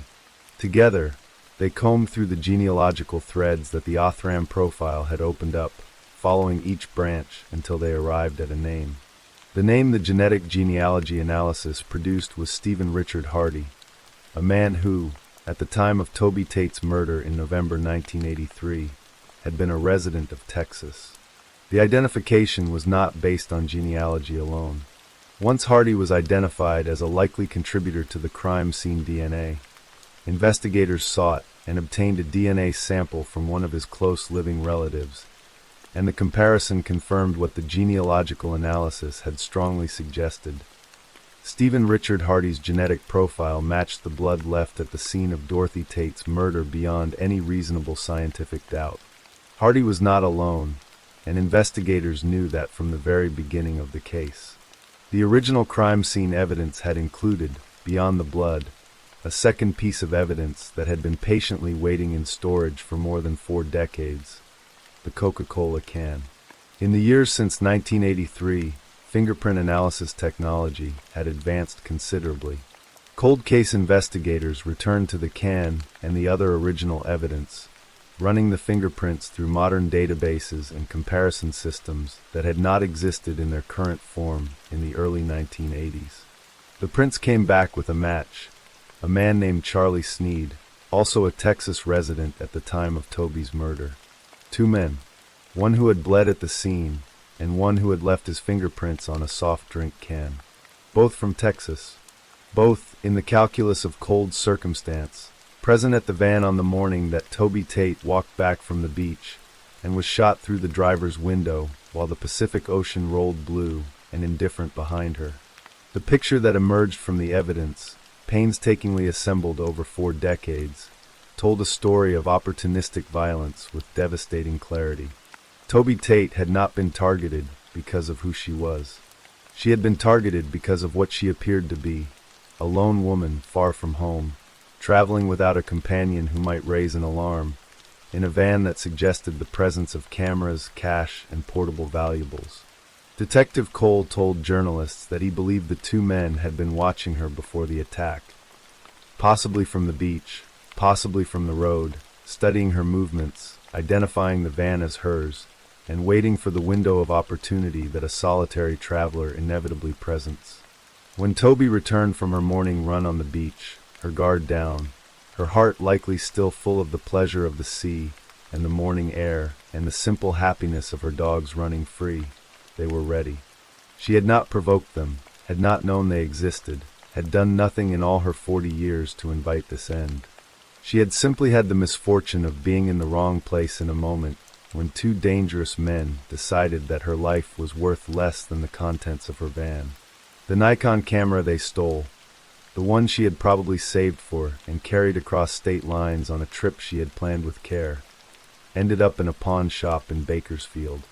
Her credit cards and cash disappeared without trace. Everything she had carried on that trip, every small material expression of her quiet life, was fenced or spent within days of her death. Both Stephen Richard Hardy and Charlie Sneed were dead by the time their names were finally connected to her murder. Hardy's family, reachable through the genealogical threads that forensic science had spun from his blood, provided the confirmation that closed the final gap in the evidence. Sneed's fingerprints had been in the system, his identity recoverable through the modern analysis of a can he had casually discarded at a crime scene in 1983, apparently unconcerned that it could ever be used against him. He was not wrong in 1983. In 2023, he was proven completely wrong. On January 20th, 2026, 42 years, 2 months, and 5 days after Dorothy Toby Tate was found in the back of her cream-colored van on a California highway, the San Luis Obispo County Sheriff's Office held a press conference and announced that the case had been officially solved. Sheriff Ian Parkinson stood before reporters and said plainly, "This case demonstrates the power of modern forensic science and the commitment of Detective Cole, who never stopped working to bring justice to victims and their families." The case was closed as exceptionally cleared. The designation applied in law enforcement when a case is solved but prosecution is impossible because the identified suspects are deceased. It is the only resolution available when time and biology have overtaken the legal process, and it is simultaneously a triumph and a limitation. The truth is known at last, but there will be no trial, no verdict, no sentence read aloud in a courtroom to the family of the victim. The names of Stephen Richard Hardy and Charlie Sneed were entered into the public record as the men responsible for the murder of Dorothy Alice Toby Tate. Both Texas residents, both now dead, both identified through the evidence they believed they had left behind without consequence. A drop of blood and an empty can of Coca-Cola. There are lives that vanish too quickly and too violently, and the world does not always hurry to account for them. Toby Tate was a waitress from a mountain town in Colorado. She was not famous. She had no public profile, no powerful advocates, no media platform that kept her name circulating through the years. She had her dogs and her van and her camera and the freedom of an open road she had earned one shift at a time. She had a morning on a California beach that was, by every measure, exactly the kind of morning she had driven all the way from Estes Park to find. The sand between her toes, that small, final, irreducibly human detail, speaks to who she was more than any formal record. She had gone to the beach with her dogs at first light, barefoot or in open shoes, and she had walked in the water and watched the Pacific foam across the sand and breathed the cold November air, and she had been happy. She had been exactly where she wanted to be, doing exactly what she loved, and then she had come back to her van, and the world had ended for her. The evidence that identified her killers was preserved with the quiet diligence that crime scene work demands, cataloged and stored through the administrations of multiple sheriffs, multiple cold case units, multiple generations of investigators, until the science arrived that could make it speak. The blood that one of her killers left behind became, for decades later, the instrument of his identification. The can that the other man left became his name in a database, and then his name in a press release, and then his name in the news. Detective Clint Cole, who gave years to this case alongside his other cold case investigations, refused to accept the comfort of unsolvable. He found Othram, and Othram found the DNA, and the DNA found Hardy, and the fingerprints found Sneed, and the truth found its way, at enormous cost in time and patience, to the surface. 42 years is a long time to wait for justice. It is a long time for anyone who knew Toby, who ate at the counter of the diner where she worked, who watched her walk her blue heelers through the streets of Estes Park, to carry the weight of an unanswered question. The question has been answered now. The men who killed her have names, and those names are on record, attached to the crime, permanently and irrevocably, in the official files of the San Luis Obispo County Sheriff's Office. That is what justice looks like sometimes when it is very late in coming. Not a courtroom, not a sentence, not the face of an accused man hearing a verdict read aloud. Just a name, just a record, just the world finally knowing, in the language of science and law and patient human effort, what happened on a cold November morning at the edge of Highway 1, to a woman who went for a walk on the beach with her dogs and did not deserve what came next. Story 7. The January sun hung low over Collingwood, a gritty inner-city suburb of Melbourne, Australia, casting long shadows across the narrow streets lined with modest Victorian terraces. It was 1977, a time when doors were often left unlocked and neighbors knew each other by name. On Easy Street, a quiet cul-de-sac tucked away from the bustle of the city, life moved at a gentle pace. Children played in the yards, and the hum of daily routines filled the air. But on January 13th, that peace was shattered in a way that would haunt the community for decades.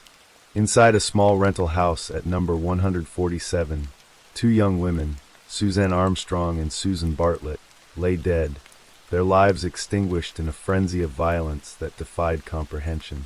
Suzanne Armstrong, 28, was a vibrant woman with a warm smile and a fierce love for her 16-month-old son, Gregory. She had grown up in Benalla, a rural town in Victoria, where she and Susan Bartlett had been high school friends, inseparable in their youth. Suzanne's life had taken her to the Greek island of Naxos, where she gave birth to Gregory, the child of a Greek man who remained on the island. Returning to Melbourne, she settled into the Easy Street house, creating a home filled with laughter and the soft coos of her toddler. Susan, 27, was a schoolteacher, her gentle demeanor and dedication to her students earning her affection from those who knew her. She had a knack for sewing, crafting costumes for her school's Greek dance group, a nod to the vibrant Greek community in Collingwood. Together, the two women shared a bond forged in their small-town roots, their lives intertwined in a city that promised opportunity but hid darker possibilities. The house on Easy Street was a modest affair, its weatherboard exterior peeling slightly under the relentless Australian sun. Inside, it was a place of warmth, with mismatched furniture and the clutter of young adulthood, books, records, and Gregory's toys scattered about. The women lived with an openness typical of the era, their front door often ajar, their blinds rarely drawn. It was a different time, as retired homicide detective Peter Hiskik would later recall, a time when people trusted their neighbors and felt safe in their homes. But that trust would prove to be their undoing. On January 10th, 1977, Suzanne and Susan were last seen alive, their laughter echoing through the house as they went about their evening. 3 days later, neighbors grew uneasy. Gregory's cries, faint but persistent, carried through the walls, a sound that tugged at their hearts. Concerned, they entered the house and found a scene that would sear itself into their memories. Susan Bartlett lay near the front door, her body riddled with 55 stab wounds, a testament to the ferocity of the attack. In a bedroom, Susan Armstrong was found, her body bearing over 20 stab wounds and signs of sexual assault. Miraculously, Gregory was unharmed, alone in his cot, his small world untouched by the horror that had unfolded around him. The discovery sent shockwaves through Collingwood. Police swarmed the scene, their faces grim as they cordoned off the house. The community, tight-knit and unaccustomed to such violence, gathered in hushed groups, whispering about the brutality that had invaded their quiet street. The Easy Street murders, as they would come to be known, became Victoria's most notorious cold case, a puzzle that would confound investigators for nearly half a century. At the heart of the investigation was a young man named Perry Karumblis, a 17-year-old who lived just 300 meters away on Bendigo Street. His name would surface early, linger in the shadows, and resurface decades later in a dramatic turn of events that would take the case across continents. Perry Karumblis was a lanky teenager in 1977, his dark hair and quiet demeanor blending into the tapestry of Collingwood's Greek-Australian community. The son of Greek immigrants, he grew up in a neighborhood where Greek culture thrived, its influence evident in the local churches, cafes, and social clubs. Perry was a student at Collingwood High School, where Susan Bartlett taught, and though their paths had crossed, there was no indication of a deeper connection. He was known to be a bit of a troublemaker, his youth marked by minor run-ins with authority, but nothing that suggested the capacity for the violence that had occurred on Easy Street. Yet, 2 weeks after the murders, a chance encounter with police would cast a long shadow over his life. It was Ron Iddles, then a junior constable who would later become one of Victoria's most respected homicide detectives, who stopped Perry near the crime scene. In the boot of Perry's car, officers found a knife in a scabbard, a discovery that raised immediate suspicion. Perry claimed he had found the weapon near railway tracks under a pedestrian overpass, a story that seemed plausible but unsettlingly convenient. The knife was logged as evidence, but without the forensic technology of today, it was impossible to definitively link it to the murders. Perry provided an alibi, and with no concrete evidence to hold him, he was released. The investigation churned on, exploring countless leads and interviewing dozens of suspects. But the case grew cold, the answers slipping further out of reach with each passing year. Suzanne and Susan's families were left in a limbo of grief and unanswered questions. Gail Armstrong, Suzanne's sister, carried the weight of her loss, her memories of Suzanne's vibrant spirit clashing with the horror of her death.